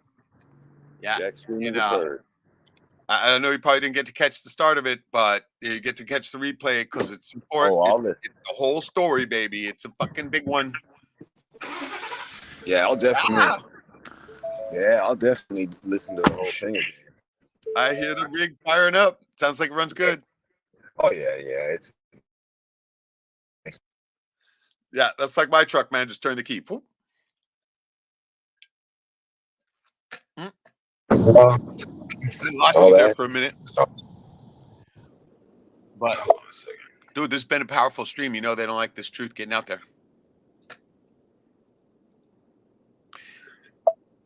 And right on, thanks everybody for sticking with me through it too. I didn't expect anybody because it's like, okay, it's 3:37 in the morning here, right? And I didn't even expect to do this, right? I did this on impulse. I just had to fucking do it. I had to get it out. I had a conversation with Farm Girl, on the phone because she's been going through some shit, right? And she wanted to talk. And so whenever somebody's going through shit like that and they want to talk, I'll listen, right? I know they need it. And so we had this conversation, long fucking conversation too, right? An hour long. And it's on this very subject we're talking about because she's worried about her family member burning in hell. And I had to reassure her it doesn't exist unless you create it yourself, right? And that's what the whole theme of the whole thing. Don't create your own hell. Uh-oh, you might have froze up, brother. You'll be back. Just like I was, right? Oh shit, we lost them. No. Anyways, it's cool, right? I see my fucking internet tower still blinking away, but we still have connection right now. And so wind it down a little bit. For those of you guys who didn't get to hear earlier, something that I discovered amongst my own little piece of hell here. This house, which is a blessing and a curse, right? Because now I'm gonna have to go through looking like somebody's gonna contest my mom's will, and it's the exact wrong person that I didn't think it was, right? Very heartbreaking. But she still has a chance to choose, not choose greed, right? Choose the other path. Still has a chance to get away. Hope she does. Pray she does. Of course, I can't do anything about it. The way I can influence it, she's got to do that on her own, right? How can I get her to not do what she's planning, right? Contest the will, because she's doing it because of greed. She thinks that, I should be disinherited so her own kids could get some money from gaming, right? Oh, the whole story on that one is fucking even longer. Now I'll make it short. See, those children were around my mom a lot, right? Grandma Lolly, because they were just around more often. My mom was always visiting my sister, and so it's got to see them more. And she's paid a lot of attention to them, and they really were attached to her when they were kids, kind of like I was attached to my own sweet grandmother. And but when they grew up, you know how everything changes. And yeah. I remember her talking about him, saying, so disappointed in them. And I'm like, whoa, what? Right? Uh, and she was the daughter in particular. I'm not going to say her name. Says, oh man, I just can't believe I wasted all that attention. Or she didn't say put it that way. That's the way I heard it. She said more like, in after I gave all the attention to, and she had what had happened, and she had heard. I mean, it was so weird. We were at this art sale, right? And I went off and I got something to eat, and I came back and I brought my mom some food to her, of course, right? That's how I always do it. Go get something to eat, bring something back for her. And I brought her some food, and she just grabbed it and just like, blew it. And I was like, what? You didn't like it? And she's like, oh, it's not that. And I'm like, what's going on? And she's like, oh, I'm just so fucking disappointed and mad right now. And I'm like, wait, what? My mom, it really must be something if she's going to get that way, right? She's a living saint. I mean, every time I said something mean to her, right, she'd always come back with this something fucking very caring and loving, right? Mind boggling to me how she could do it. Because nobody's ever used to that, right? And that's how you can diffuse any type of fucking situation like that, right? I remember that sometimes. I usually don't, because I always return the fucking anger with anger, right? Because I'm a douchebag. But she would return it with this caring thing, right? And you can't even fucking do that. How do you come back? How do you get mad at somebody who fucking, you're like, I fucking hate you, but give me a hug, right? Motherfucker, man. Yeah. It's hilarious, right? And so I was like, it must be something if she's pissed. I said, what's going on? And she's like, "Ah." And she says, that darn, blank name. I'm like, what? Because I always knew, she loved her so much, right? She's like, oh, well, one of her friends came up and told her, and I guess she was overheard uh, the granddaughter talking to somebody else, and they're saying something about my mom, and she said, oh, that's just my old grandma. She's crazy, right?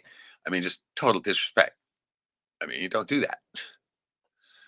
And I mean, I've heard those words out of her mouth myself, right? I was hoping my mom wouldn't find out, but she did, right? And I was like, oh fuck, right?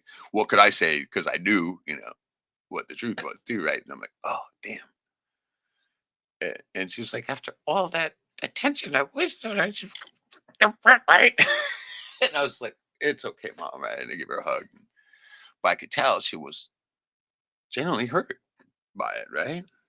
I mean, I would never say anything about my dear loving grandmother. I wouldn't say I'm a crazy old grandma. No, fuck no. Never. Never. Never would I ever show disrespect, especially even if I felt that way, I wouldn't show it. So I could tell that she was truly fucking hurt. And I knew it was sad. And yeah. What could I do about it though? That girl had chosen her own hell, chosen her own path. And so I know for a fact that my mom would not be leaving anything to her. Right? But yet, my dear sister thinks that she deserves something and she'd be willing to contest my mom's fucking words for that. God, I don't care how, I mean, if you're going to fuck me over or whatever, that's one thing. Don't disrespect our dear sweet saint of a mother just so you can fucking get something for your fucking useless little fucking progeny there. Can't even fucking support herself ever. Never has. Never has. Swindled my mom out of money too. So no love there for me. I pretend because I have to. I'm not going to disrespect family members because I'm not going to choose that path. Choose that path to hell. Yeah. Even though I know they're fucks, I still show them the respect that you should show a family member. Always have. Always will. Because I don't choose that path. No, I'm choosing immortality. And I'm letting it all go. When I go out, I'm going out like a baby. Where I came in. Scared and unafraid. I mean, naked and unafraid. Scared and unafraid. That's hilarious, right? I've been talking for 2 hours, 20 minutes straight here. I usually don't do that, right? This is a Jackstream. I usually talk to everybody else. No. But, man, I see what he means by these Jackstreams, and I really like it. Because you can just purge it on out of there. And I did. For those of you who didn't get a chance to hear it earlier, there's one thing that's fucking cool that I found in this house that's part curse, part treasure, in my own little slice of hell, is I found a recording of my mother getting a story from my grandfather. A couple of voices that I never thought I'd hear again. And so I'm fucking great day today. Great day. Found it last night.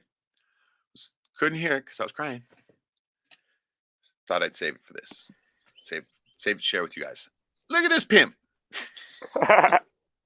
Good morning, Reg. Morning. Looks beautiful there. Real nice day. Yeah, absolutely. Thank you for coming on. Good to see you, my brother. Good to see you. Looking sharp. For sure. I'll grab a comment here from Stephen Crumley because I haven't been checking any comments. It says she won't even be able to get into the court setting. You lived there, helped her through the last days. She willed it to you. Your sister lives thousands of miles away. She ain't getting hit. It's only 350 miles away, not 1,000. Oh, look, doggy. Doggies. Yeah. Stephen Crumley, you're right. She doesn't have a leg to stand on. I've got both legs, right? And so I know, right? In this way, I'm saying I'm not worried. Like I say, I could lose everything this moment and I'd fucking be fine. I've done it before. Like I told the story earlier. Walked off that boat without even a pair of shoes. Fucking on top of the world a month later. Fucking 1,000% turnaround. Literally fucking had fucking 15 grand in my pocket. Brand new car. Fucking brand new girlfriend. The works. Didn't have to fucking be around my fucking slave driving cunt of a dad. In case you didn't get to see him. This is him. This is that motherfucker. Yeah, fuck you too, Dad. I have home movies of him, right? But yeah. Oh, we're back on top of the fucking world immediately. So yeah, I don't care. Fuck me over all you want. You're the one who's gonna pay. So most of them end up pushing up daisies, as I mentioned, if you watch the rest of the stream. And so, for those of you who didn't get to hear it earlier, we're gonna continue for a little bit of so you can hear these voices that have brought joy into my life in these last few fucking hours. In these last few minutes, because like I said, I saved it. I didn't want to fucking listen to it. I was like, I gotta share this. And so I'll be listening to them for the rest of my life, of course. So I'm gonna share a little bit more with you. We'll wind this down, and I hope everybody can have a good morning and take their power back. Stop creating your own hell. All right, because you are the master. You are the creator. You can create your hell or walk away from it. Your choice. All I can do is give you the words. You got to make up your own mind. And I can strongly suggest you do this today. Do this moment. Let it go. Let everything go. Let all that greed, all that fucking bullshit go. Because greed is a surefire way to be fucking going straight to hell. And you'll go there quickly. So here we go. We're continuing with the story right now. Hope you guys can hear this.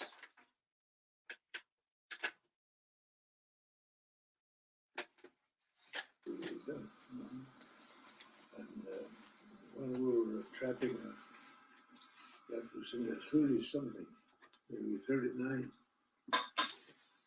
The wolves came in and clean out, kill all of them. That's where I told you that haul of 12 deer from butcher to black, 26 dogs. That was 26 the last dogs. of the Rangers. Dog team. And they were scattered. They hauled them. Old man Twitcher hauled them, all the reindeer in. That the wolves killed, the wolves eat only the tongue and the liver. Fucking wolves killed a bunch of reindeer. They leave the rest of it.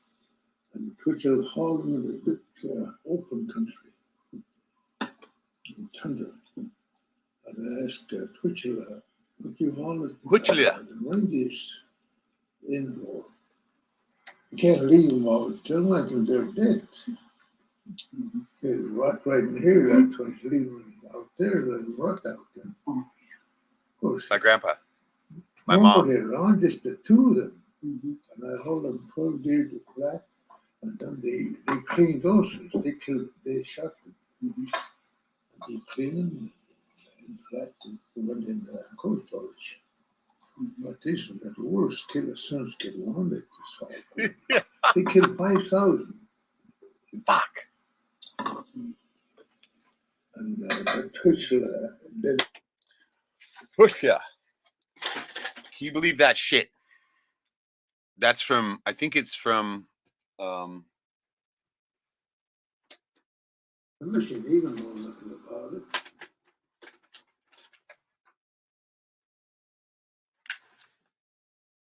'84. 1984. Fucking interview. Getting stories from my grandpa from 1984. Remember where you were in 1984? Anybody? Joey. Where were you in 84? Chicago suburbs, having a block party. Elmhurst. Sweet. No, that sounds fun. I was I was like either 84, I think it was that's when I went down to Phoenix with my first girlfriend. We drove down from AK and down to Phoenix, Arizona right about that time. Yeah. Fuck yeah. Crazy times, those 80s. Yeah. So it was a lot of fun. Anybody else in the chat? Fucking tell us where you were in 84. If everybody's gone, that's cool. I got that shit off my chest, man. You know how much better I feel? Fuck, dude. So this shit's been weighing on me. And even though I didn't create it, it was becoming my hell, right? But I have I'm not, no worries. I have no worries because I'm not walking down that path. No, I'm not choosing that path. I'm going to choose the higher path, right? I will not create my own hell. I'm not angry, right? About the whole fucking will thing, right? The whole contest. If there's even going to be one, because probably not going to be. I'm hoping, I'm praying that she'll choose not to, because she doesn't have a chance, but she shouldn't choose that path, right? Stick up faith, it's not going to happen. But only time will tell, right? And the first hearing will be next month in July sometime. I don't know when, but they've got chance to choose the other path. And I've already chosen the other path. I'm not angry. Said I fucking, no matter how this goes down, I'm gonna accept any outcome. Even if they fucking take my clothes off my back. Right? So it's all big love here. Looks beautiful out there. What time is it, Joey? 6:52. I've got 3:52, so 3 hours. Yeah, it's still late night for me. Hence the beverage. I didn't even expect to do this tonight, right? I was just like, it was just on my, it was wearing on me, right? It was wearing on my fucking heart, and I've been sitting here, going through a bunch of shit today because I've been making it seriously going through the details now, right? That I've been avoiding, and this is why I'm finding all these little things like this fucking recording of my mother and my grandfather. Oh my god, right? I'm I'm still kind of fucking reeling from it, right? I never expect to hear their fucking voices again. And here they are. And there's like, this is just one tape, right? There's a couple more. There's one from 92, right before, I mean, shortly before my grandpa passed, right? And then I have a couple tapes from my mother talking about their stories, right?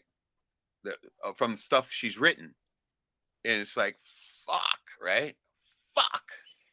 So I'm still digesting it myself.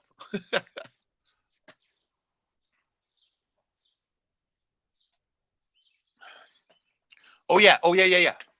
One more thing, by the way.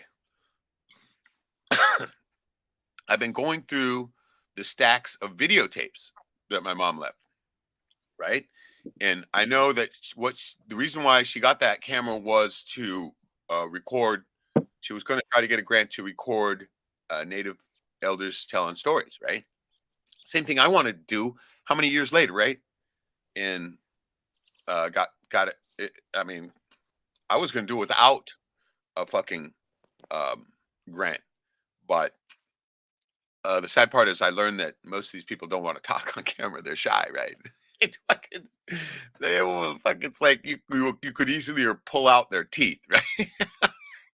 And so and that's the thing I ran into, and so I mean, I got a few of them, a rare few, but it didn't have the scope of what needed to be done, right? And so it was sad, but uh she mainly used the video camera to record. She was in one of these corporations. This is back right in the heyday where they all had all the shitload of money, right? And they're corrupt as fuck. And she got into the Native Corporation, Coquelet Native Society. I should say that, right? CNA. No, it's long. These are long since over. These are back in the 80s, right? These tapes are made in 84, right? And so they're like all these CIA meetings, right? And fucking finally, I mean, she was trying to fight the corruption enough to where they finally just ousted her, right? And I was like, back then I was like, I didn't even fucking, I was just a young fucking dude. And I remember one time she had me come and film one, right? She goes, come and hold the camera for me. I'm like, okay, dude. I didn't know what the fuck was going on. We get there and it's fucking heated fucking corruption fucking thing. I'm like, what the fuck? And those motherfuckers are looking at me going, if my face is on that fucking camera, you'll be fucking in court, right? And I'm like, holy fuck, this is real, right? And so instead of filming their faces, I just filmed their fucking nameplates, right? When they were talking. So you know who was talking. Because they all have their little fucking nameplates, right? These stupid fucking corporate pieces of dog shit. And they all were, and they're all pushing up daisies, by the way, because they chose the wrong path. They're all fucking, oh yeah, dude. A lot of them went down in fucked up ways. And that's no shit. One of the guys, well, the one lady, man, fuck, she went down fast and hard, right? And I can't even remember what it was, some kind of fucking Nazi sorcery, fucking shit bullshit, right? And then one of the old boys, he made it the longest, but he died in, okay, get this, one of the only plane crashes of Alaska Airlines, right? And they ditched in the fucking water. He got to drown. So yeah, don't choose that path. Choose the other path. But yeah, in amongst those CIA tapes, those corruption board tapes, right? Here's this one with my grandma and grandpa. Fuck, dude, I'm just like, no the fuck way, right? And I was watching it last night just going, no the fuck way, right? And it's amazing. I mean, it starts out. It's one of fuck. My mom was the master of the random shot, right? And the shit that who gives a fuck, right? And she filmed like a whole flight on a plane. So I'm like, fuck, come on. Okay, great. We see a river, right? We see a mountain. Gee, all we can hear is that fucking engine. Blah, right?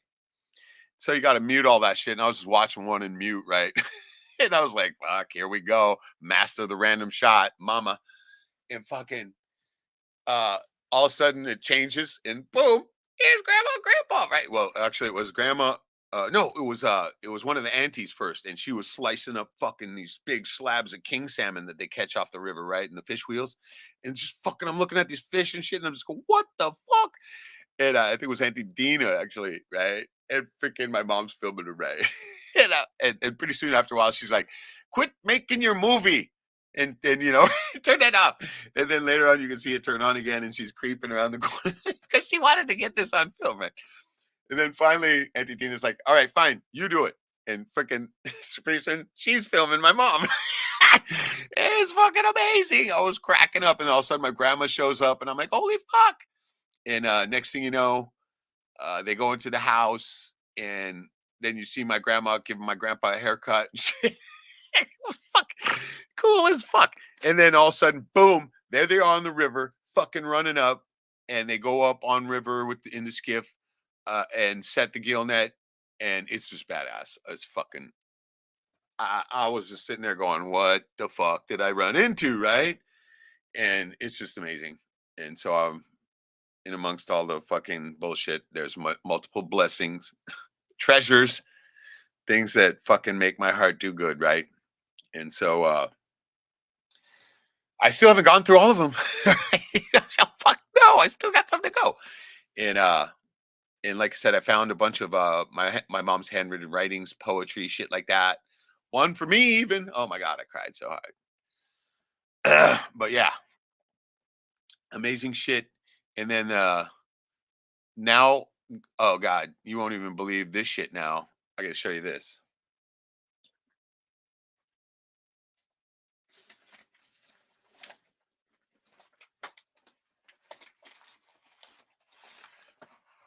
Okay, you see this big bag? It's full of these.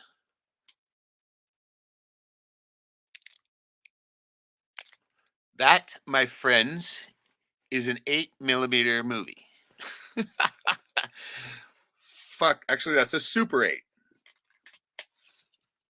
It's got the bigger hole in it. And then I got a bunch of the small regular 8mm.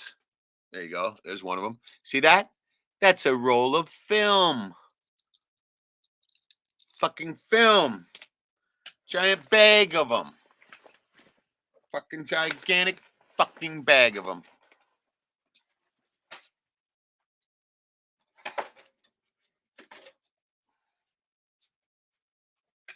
And you see this? This is an 8mm projector. It's a fucking boom.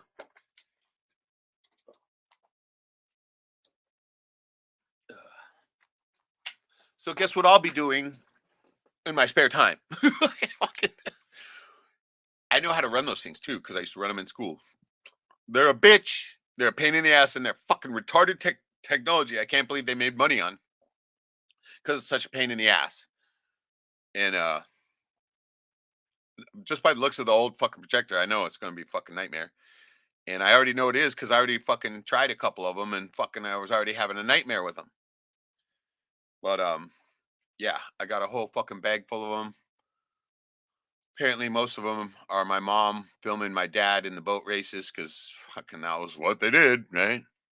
And but there's other ones. There's other ones, and I've already seen it. I've only watched like maybe 2 or 3 of them, but I've already seen some cool stuff in it.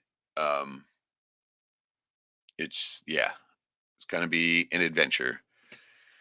And so, oh, Reb Truth in the house. Welcome. I haven't really been looking at the comments much. This has been a Jackstream where I'm just purging out and telling the story. Look at that, 2.5 hours for fuck's sakes. I was just gonna come on for a little bit in the middle of the night where nobody would even come on and know, right? I was gonna fucking purge it out in the middle, right? I didn't expect anybody And it was funny because there was nobody for a while. It was zero, right? And then all of a sudden Shadow showed up for a second, but he bounced out right away because I was just talking, right? I even told him, I said, Shadow, I see you there. I'm not reading comments, not doing any of that. I'm purging out. This is Jackstream, right? So he disappeared very shortly thereafter. And then others started to show up. Probably look back on the comments, see it. Winmore says, we were talking about 1984. In 84, I was doing the moonwalk, imitating Michael Jackson's like a tool before I turned into a metalhead. Oh, the fuck bullshit. Could you imagine Winmore doing fucking Michael Jackson moonwalk? Fuck, no. I refuse to try to imagine that, Winmore. Fuck that. No way. But if I try to think about it, it's worth a good laugh. So thank you for that. Fuck, dude. We all tried the moonwalk, right? Fuck. Did you do it, Joey? Tell me. Tell the truth. How good is your moonwalk? Huh? Is it passable? No. You're muted. My moonwalk, no. I couldn't do it. I sucked. Could not. I just couldn't do it. How good was your moonwalk, Joey? Huh? Not good. Okay. I couldn't do it. Yeah, I couldn't do it either. I could do a couple of the breakdancing moves though, because that's what we were all doing back then, right? I could do the, where you get down on the floor and do the little spin around and you spin on your back. I could do that one. I could do that one. A friend of mine showed me how to do it. It was all about how you place your feet, right? You just and you got to fucking swing around and just turn it, roll into a little ball for a second. Yeah. Oh, fuck. Great to see you, Reg. It's great to see you too, man. It's been a grip. Oh, yeah. Let's get through the explanation real quick.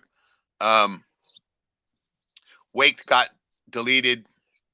I'm once again de-Googled. I got the back door into this one, and that's it. We only got it for so long. They'll figure it out pretty soon, and it'll be bye-bye.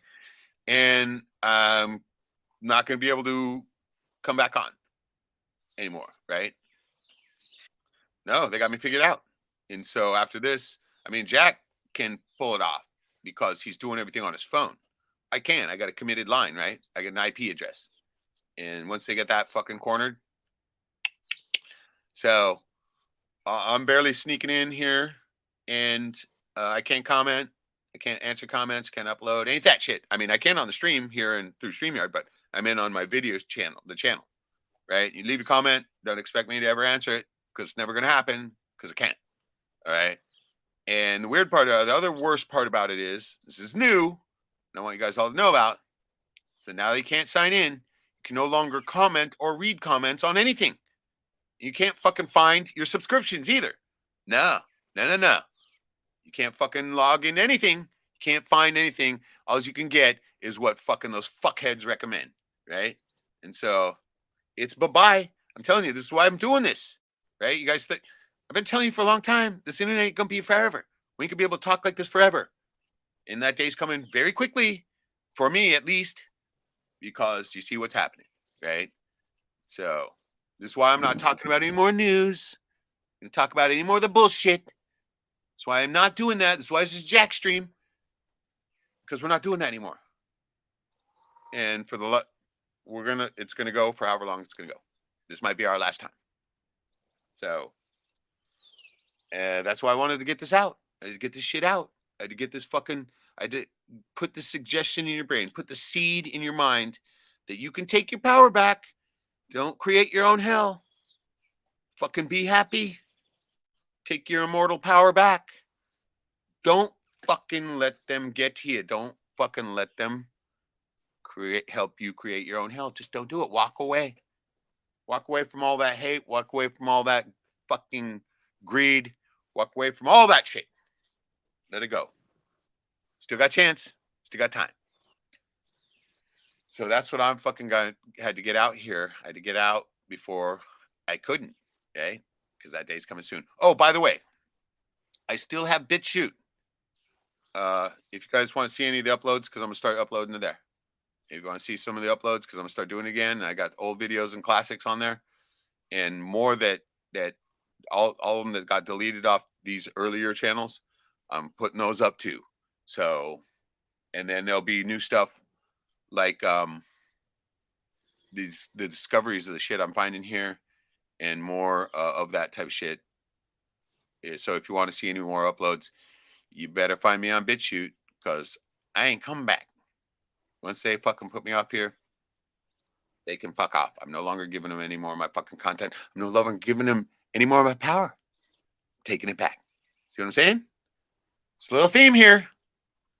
Take your power back. And so, all right, we'll go ahead and wind this shit down.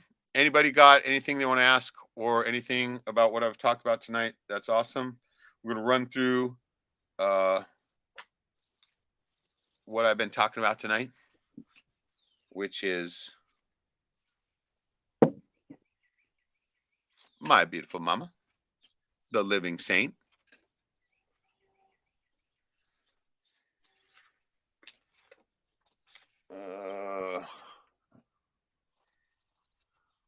My Super Joe Studley, awesome kick-ass prick of a fucking cocksucker of a dad. Did you get to see him, Joey? Take a look.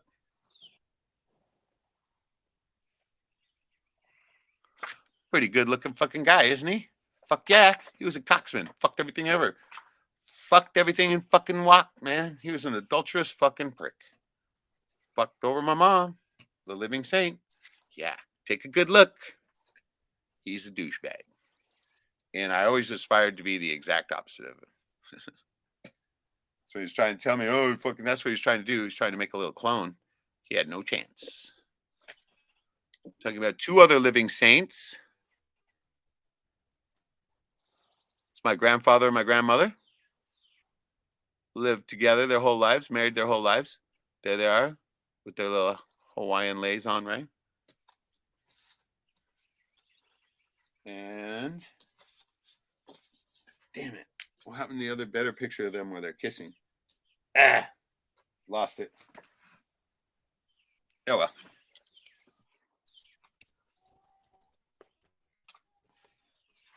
And then we're talking about this poor little bastard. See that poor little bastard there? Take a guess. Wearing his daddy's Reg? wearing his daddy's fucking little fucking motorcycle jacket. Thank God I didn't become one of those fucking douchebags. I like dirt bikes too much. I didn't like those street bikes, man. Fuck those stupid hogs. They're too loud and they're fucking disrespectful.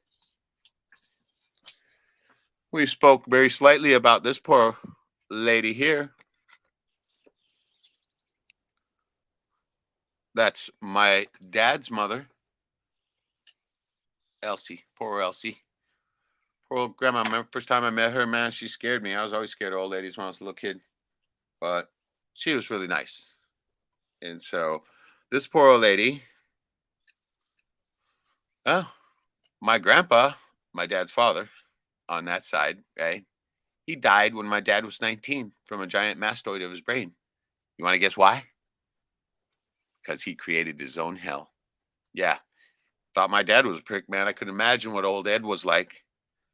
The old man said that you couldn't even fucking say anything because they'd be out on the boat and they'd be listening to the fights on the radio. Oh, if you spoke anything, your fucking ass was fucking right. I thought, fuck. He's gonna fucking beat his kid for fucking speaking when the fucking stupid radio's on. What a fucking cocksucker he must be. You know what? I have a picture of him. Fuck, where is that? If I could find that right now, that might be so. Oh, fuck. Look at me. Look at me there. Look at me there. Right the fuck here. Like it should have been for a reason, right? Okay, guess which one he is.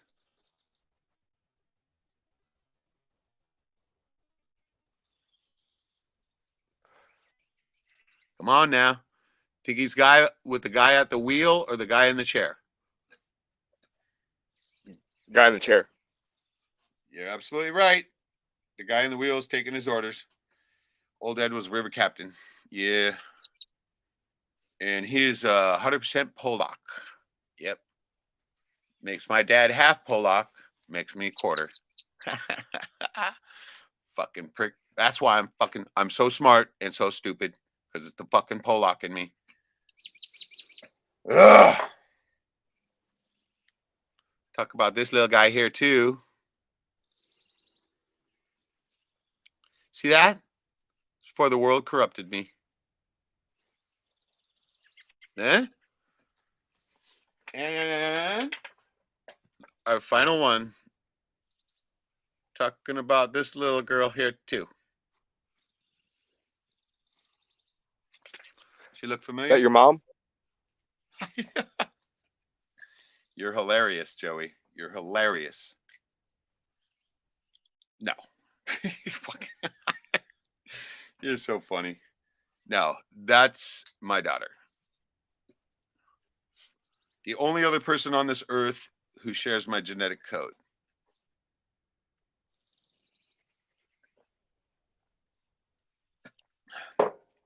Sadly, estranged daughter.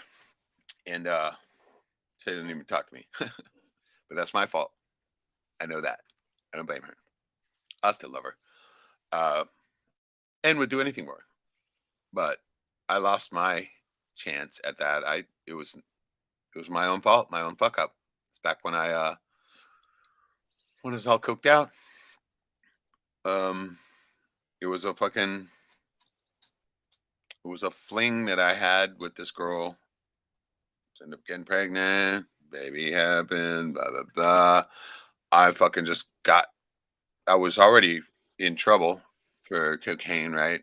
I had to go to jail, I'd go to fucking prison, right? And she hooked up with the mother hooked up with another guy, and they adopted her off and changed name, took her away, and I had to step away from the whole thing in order to save myself, because it was heartbreaking. It was heart-wrenching. I was already in prison. Fuck. Yeah, it was killing me. It would have killed me had I not been able to somehow. I don't know how I did it. It was the help of God only that I was able to just step away from that. Right. And that's what I did. I had to focus, or I would have really been fucked, because I would have turned into some fucked up version of myself that would be nothing like the guy you see before you today. So hard to accept. I still haven't accepted it, especially now that I'm old and that was, as far as passing my genetic code, that's the only chance I got, right? So that definitely ain't gonna happen now. Hey, I'll chop my own fucking cock off. No, I'm just kidding. One more says, how's your oldest daughter now? She's 35.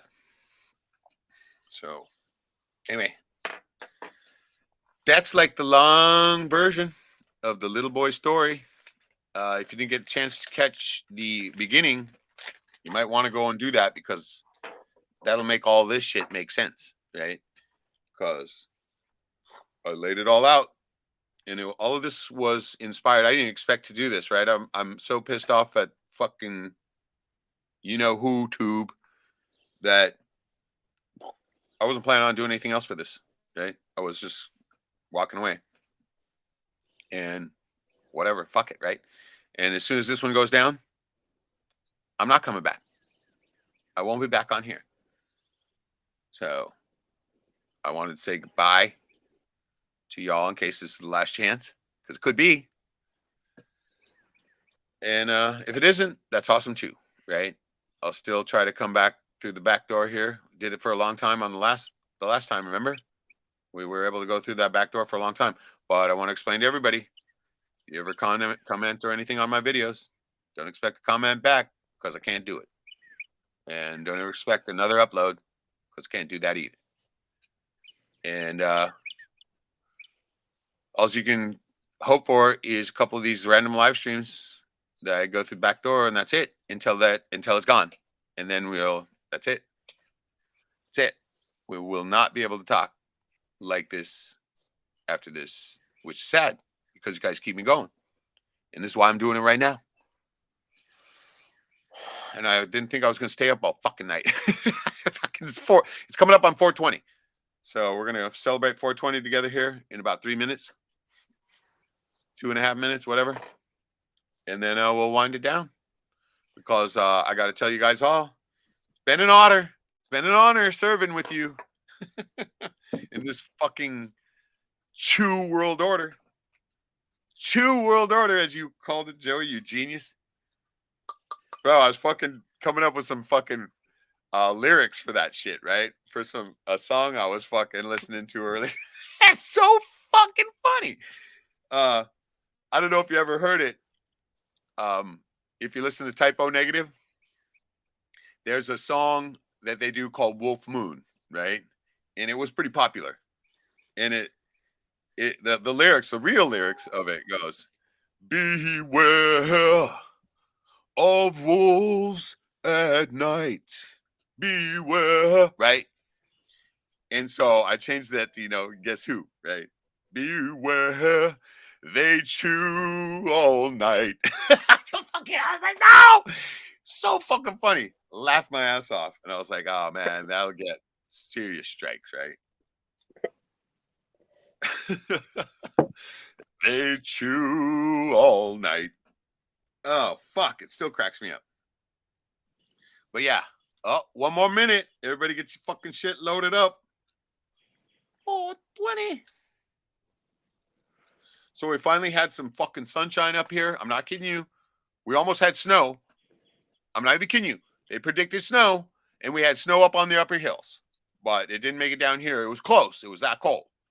But we finally had sunshine today and shit. I'm hoping for it tomorrow, because if it does happen tomorrow, I'm going to be at the creek, fucking in it, baby. I was going to go today, but I had a bunch of shit going on. I had all this shit going on, right? And I was sitting there fucking, I had just found all this shit, right? And I was just fucking going through it like a fucking crackhead, right? It's insane. It was. This whole place was fucking torn apart. I mean, shit piled everywhere. It took me fucking an hour, it took me at least an hour, if not 2, to clean the shit up after, because that's how bad it was, man. It looked like a fucking bomb had gone off. Everything was torn apart, right? I mean, well, not torn my stuff, but I had all these bags of shit that I had found, right? And they're fucking strewn from hell to breakfast. I literally had to go through at least minimum of 100 cassette tapes to find these 3 or 4 or whatever I got, right? Minimum of 100 of them, at least. And then that led to the fucking other movies and the videotapes and shit. It was insane. It was like, it was like a treasure hunt. 420, baby.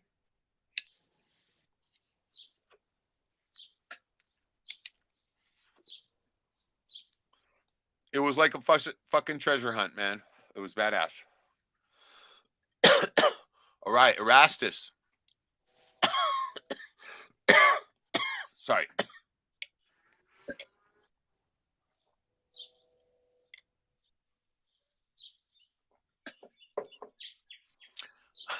What the fuck, man? All right, I'm trying to read this. Howbeit, this kind goeth not out but by prayer and fasting. Howbeit, this kind goeth not out but by prayer and fasting. Fuck, I'm still trying to get what you're fucking saying. Is that double negative in there? Or whatever. This kind goeth not out, but by prayer and fasting. Well, I do like both prayer and fasting. Fasting. One of the things that I don't have to do that much anymore after the water exposure and shit. Don't have to fast that much. But still good. And then not only that, after you flush your colon and the parasites all out, like I did, you don't have to do that as much either. But you still can if you want to. Even you could just fast for one meal. I do that all the time. Or you just do what they call the Daniel fast, where you just don't eat any meat or any sweets, and you can eat anything else then. That's always good. I do that all the time. But prayer, yeah, of course we all pray. See, now I figured out the tech behind prayer. As if there is kind of tech, right? But it's true. Okay, prayer is very easy for you to use prayer to program your mind to control your molecules, your body, right? Very easy to do that. That's what they call self-healing or faith healing, right? There a bunch of people can be involved, but the person that's getting healed is the one who makes it happen. And they say, "Oh, it's God doing it." That's partially right, but it's God, the God that's in you, that's doing it. And so, yes, and the other way, the only other way prayer can affect your outer molecules, right? Because your body molecules are easily affected by it. Mind over matter, you can do it. But the molecules outside of your body in the world, much harder, right? And I'll prove that very easily because there's been people praying for humanity since day one, right? On their knees, fucking for hours, dude, in prayer, right? And humanity's still going down the shitter. So, did it help? Nah, I say the nay, right? Because you can't just pray for a broad scope of shit like that. Humanity, right? Humanity's not going to know you prayed for him. But if you are there, this is how faith healing works, right? You're there, touch hands upon them, and you're speaking prayer to them. That's entirely different scenario. Because not only are your molecules touching theirs, but even if you're just speaking to them through their ears, that prayer goes into their mind and gets in their fucking subconscious and conscious mind and can help you to reprogram your molecules yourself with help from them, right? That fucking word going in your mouth, in your mind, make it happen, right? And that's how faith healing works. It's all fucking programming. It's all programming of the mind to control the body. It's no fucking big trick, no big hocus pocus. And that's how it works. But the trick about, well, the magic of it is that you have to believe it in order for it to work. Because if you're sitting there praying away and you don't really believe it, sure as shit ain't going to happen. No, you have to have a moment of clarity where you forget what you know. Because it's happened to me before, and I've wondered how it got in that state because I've been trying to hit it again. Very difficult to hit. I mean, fucking so difficult that it might be only a once-in-a-lifetime thing. Or twice if you're lucky. If you're right. And yeah, extremely difficult thing to do. So you have to forget what you know and let it all go. Sounds easy. Try it. It don't work, man. Unless you, it's partially emotion. Because I remember when it happened for me, my fucking leg that I broke got healed. Not while it was broken, right? But it got healed not very well. And it was still good, but it wasn't, I mean, I looked at it as imperfect. But we prayed for it, and I literally did have that moment of clarity. I was only about 17 or 18 years old. Always easier to happen when you're young and haven't gone through this shit show for so long and not a cynical old bastard like I am now. But I was able to do that. I mean, and the emotion had a lot to do with it. I let go of everything. I let go of my pride, all that, right? I just fucking, and I broke down, and fucking in that very moment, boom, it happened, right? Fucking leg. It was only 3/4 of an inch shorter and only had 17 degrees inward rotation, which means I was a little bit pigeon foot, right?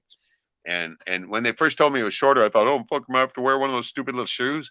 No, it was imperceptible, even to myself, right? But I knew it. And that's what fucking had this nagging thing in my mind. I just hated it.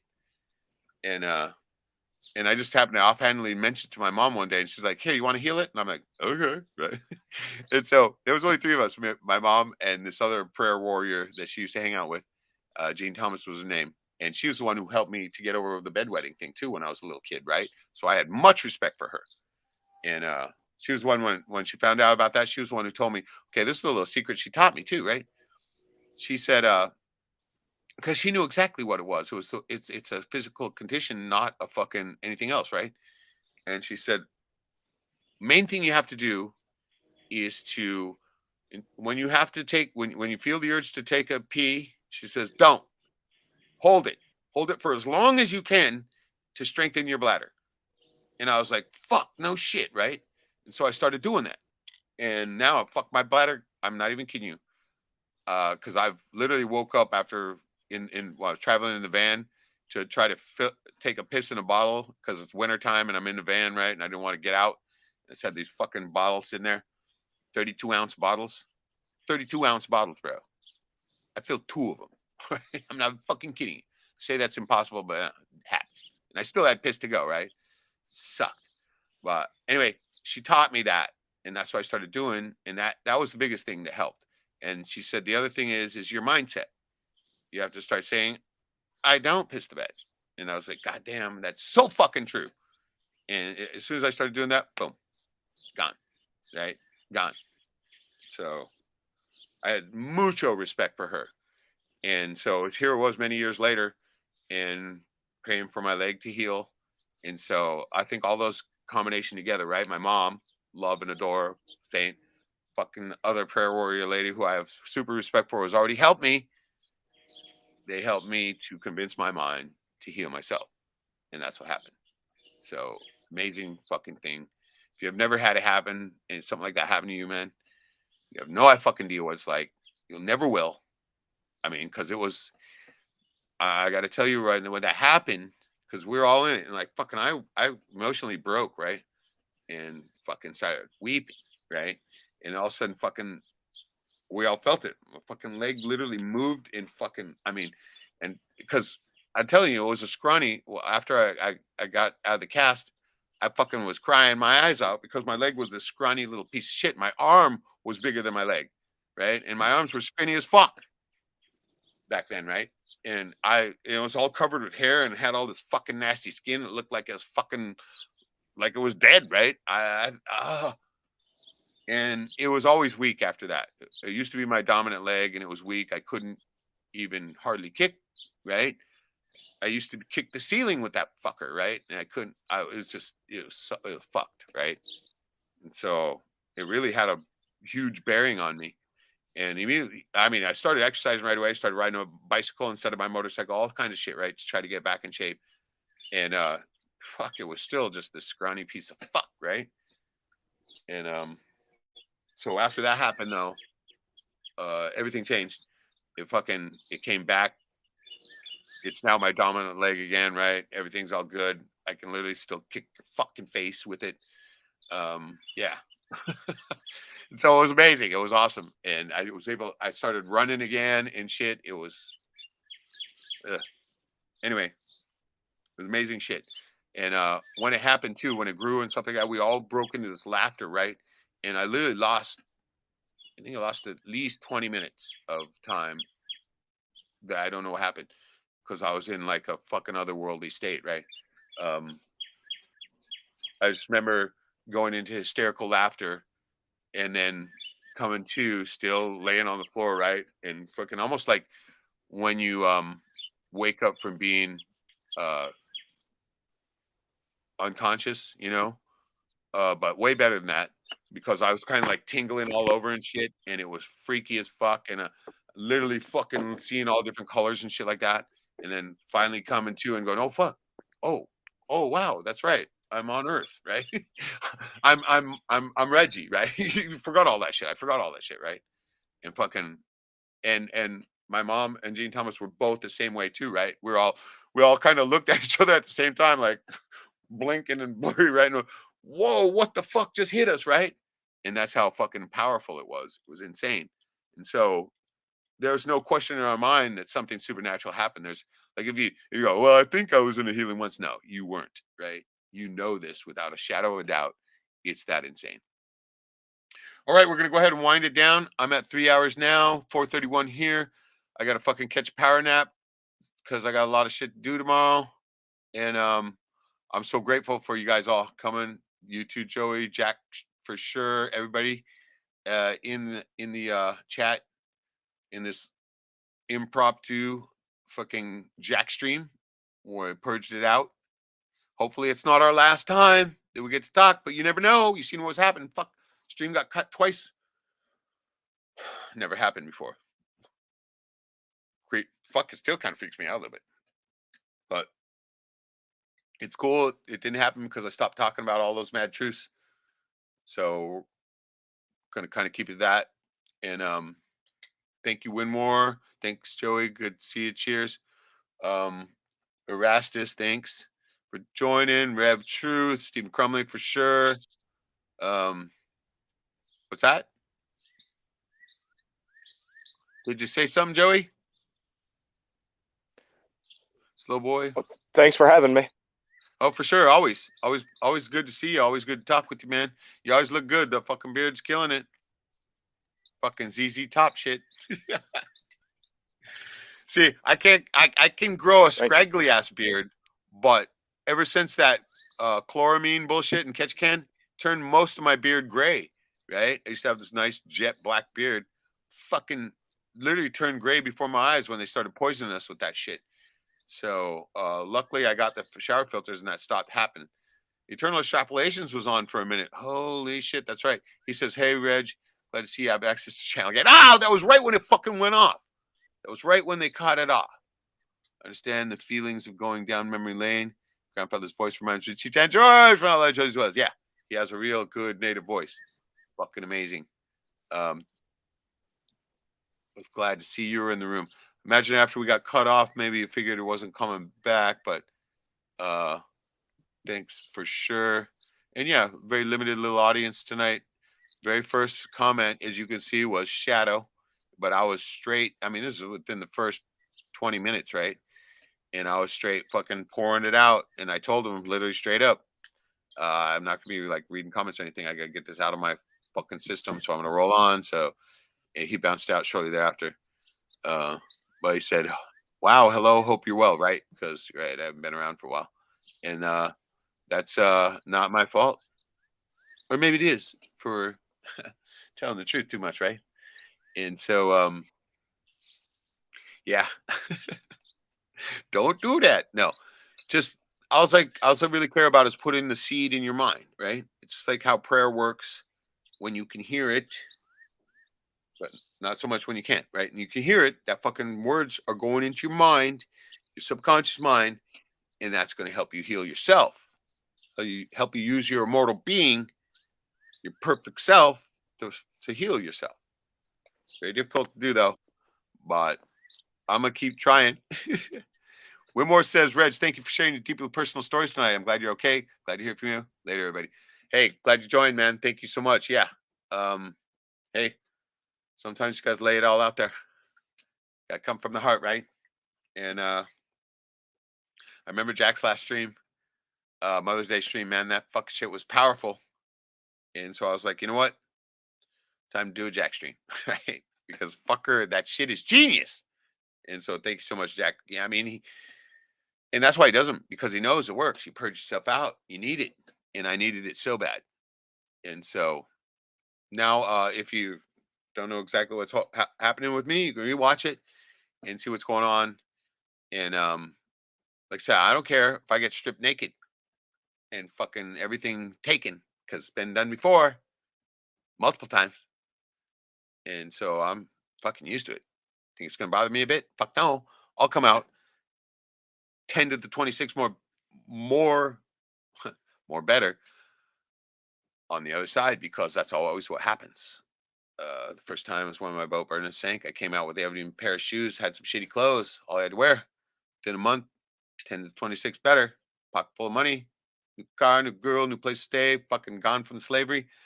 Told my old man to fuck off. Yeah, it's awesome. Anyway, big love to everybody. Thank you for joining. Glad to see the beautiful weather there. I hope some of that comes my way, Joey. Love you, brother. Love you too, brother. Hopefully we'll get to talk again. And I think so. I'm just gonna, like I said, it's gonna be a random fucking little Jackstream from here every once in a while, maybe hopefully for once a week or something like that. For as long as they'll let it happen. So once again, I'm gonna end this as I always do. You still have time to boost your immune system now. Matter of fact, I'm getting way more deadly serious about this, gentlemen, ladies and gentlemen. See these fucking beautiful little products, which I have a shitload of, thankfully. You're not going to be able to get them pretty soon, so you better fucking jump on that shit right now and start getting them. This one's you're going to need especially, Joey. Super male vitality, brother. You need it. Better get it now. Fuck around. Time to act is now. Brain force. Yeah. Hey, you bought any of those products yet, Joey? Be honest. Not yet. What the fuck's the matter with you? Fuck you waiting for? Seriously, do you have a shower filter, Joey? Yes, I've had one for 20 years. What? I've had one for 20 years. What kind is it? It's a, If you say for Brita, I'm gonna fluoride. slap you. What? Fluoride. It makes What's it so the you can't brand taste name? Dude, I'm about to New- slap you, man. You need to get a New Crystal Wave. Quest. I Get think it a said New Crystal Wave. Quest. What's it called? New Wave. Dude, you might as well said Brita. I'm gonna reach through the computer and slap you, man. That's fucking mainstream bullshit. Tear that fucker off and get yourself a Crystal Quest or a Pro Pier. Do yourself a favor. It's got Not crystals in it. Bro, That's stop it, you. Have you not learned anything from me yet? I can tell the difference with the filter. You can't. Yeah, you Doesn't can tell a taste little like bit of difference, but chlorine. it's not the most stringent kind. You need to get that. You need to get that. And if you're going to do anything ever in your life, at least get this one product. See this one? See it? Survival Shield X2. It's the first product I ever started out with. Changed my life. Turned me into this fucking freak show that I am now. So, yeah, don't disappoint me. It's only $30, bro. $30. All right, then. I did all I can. Don't choose the wrong path, Joey. Don't create your own hell. I don't think you will. But nope. Remember that. I'm only saying it because I love you. All right? And all right. As we go out, I'm going to share a little bit of what my joy is today.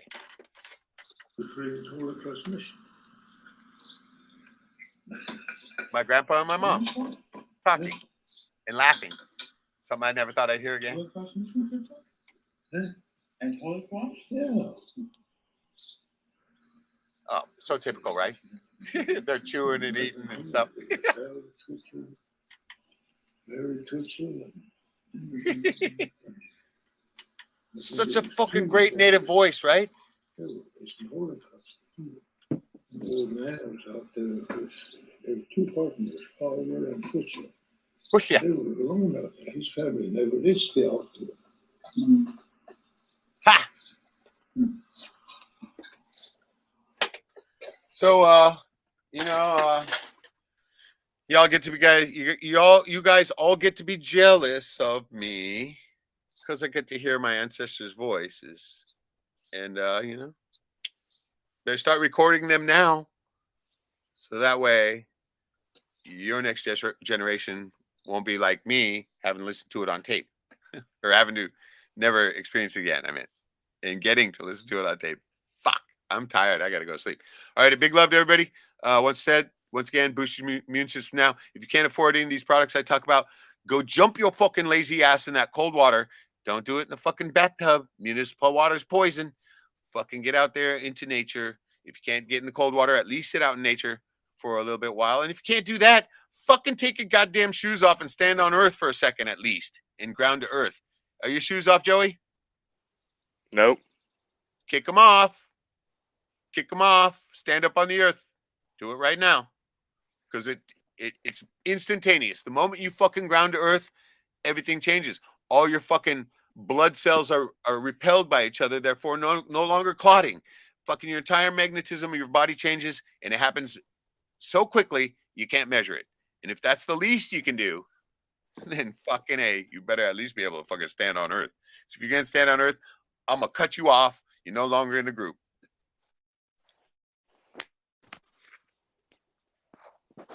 All right, here we go. Here's the proof in the pudding. Right on, my brother. Hey, you feel better already, don't you? Yes. Yep. Unmistakable. I try to do it at least once a day, especially now that the snow's melted. Fucking just walk out and stand on earth at least just for a minute or so and just look around, right? Feel so much better. So everybody's got a chance to do that.